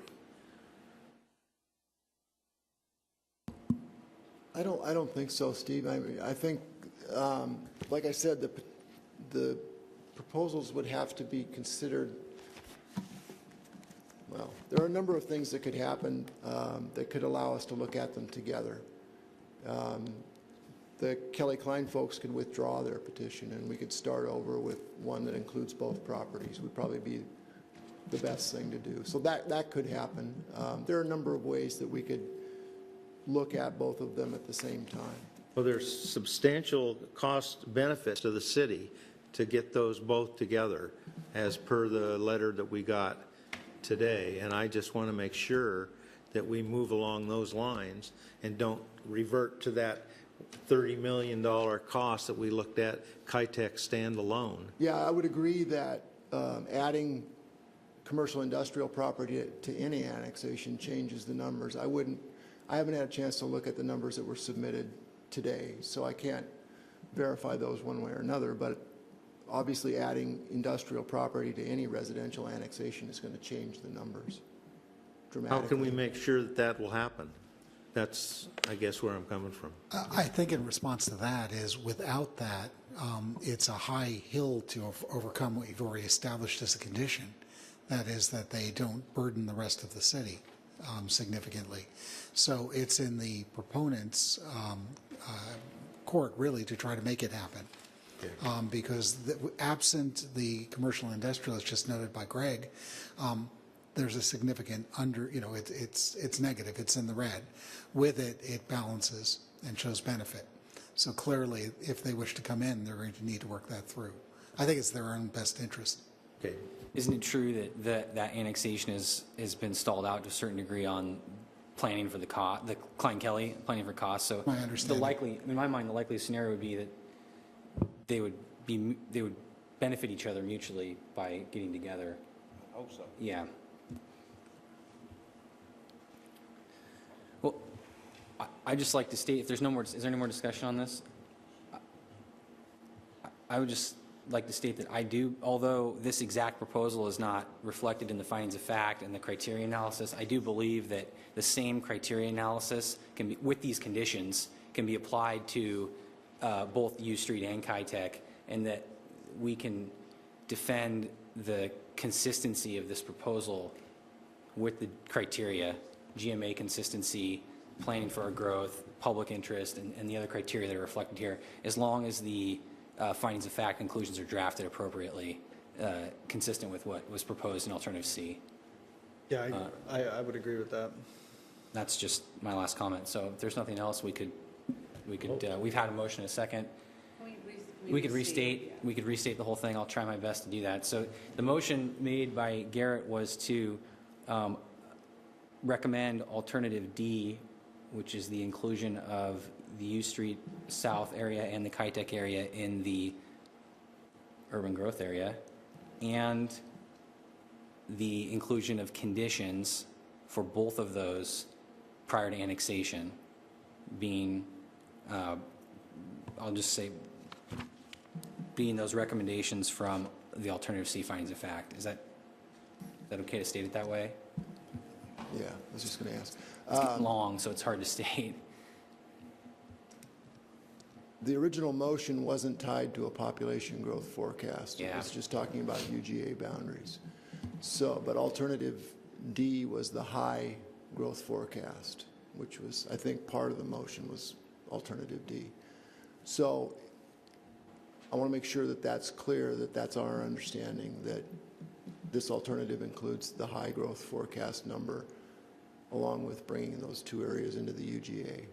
Yes. At this time. Is that everyone's Any more understanding? discussion on that? Well, maybe the way to say it is retains the high. Correct. Because we're not changing anything with that. I agree completely with you, Jeff. We made a decision in 2013 based on a hope that we would continue to plan for more of the county's growth, and that was supported by the council and the county. And so we really are retaining what this Planning Commission proposed before. And yes, Greg, that's correct. It would be proposing to adopt or retain the high population projection. Okay, so motion seconded, restated. No further discussion. I think we should have a vote. All those in favor signify by saying aye. Aye. Opposed? All right, that's unanimous. I believe that is the end of our discussion and the end of our public hearing. And if we do have just a few minor items, so if you're going to get up and leave, please go ahead and do it very quietly, because we'd like to be able to continue our meeting, or you could just sit for another 5 or 10 minutes and hear us out. But please don't have any discussions in the audience at this point, because we're still conducting the meeting.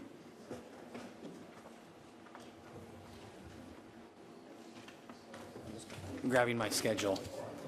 Okay, so that concludes the public hearing. Greg? Yeah, one thing.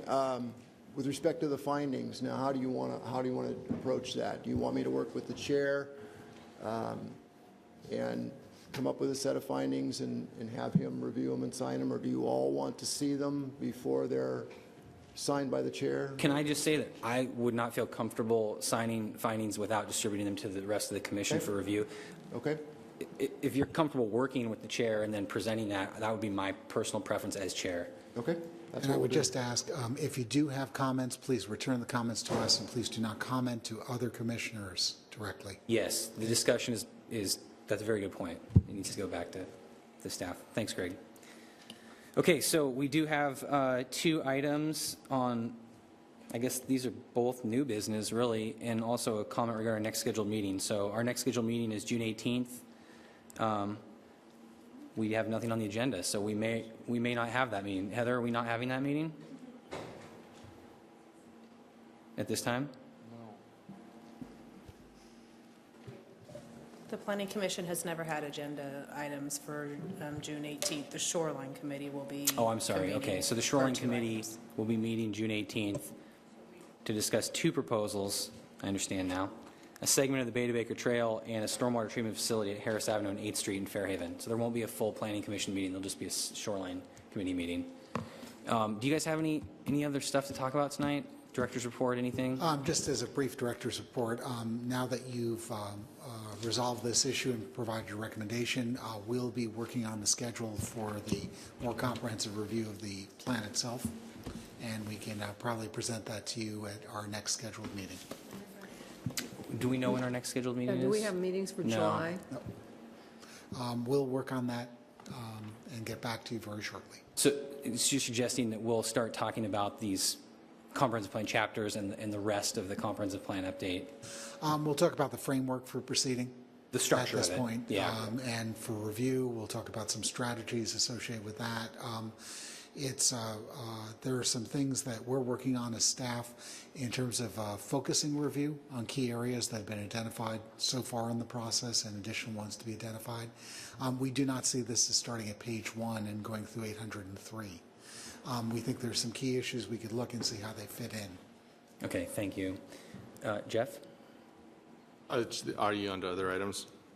What's that? I may have jumped too fast. Are you on to other items? No? Well, yeah, sure. I was just going to ask about the email situation. Oh, yeah, one other thing. We had... I followed up for individual email, and the issue we have is we have a limited number of cob.org emails, and our request is stalled there. They're evaluating ways of expanding that. Literally, we've reached sort of the end of our system capacity. It's just not, it's not a resistance to assign you individual emails, it's just we may not have them to assign. Well, that's But understandable. I'll follow up on that more. Okay. In closing, I'd just like to thank staff, because we've had a long run on this topic, and you guys have been really patient with us and answered all of our questions, I think, and I think have been really helpful in us reaching our decision. So I just want to say thank you for all the long nights and the time, and we really appreciate it. And also thank you to the public for participating. And with that, we'll adjourn.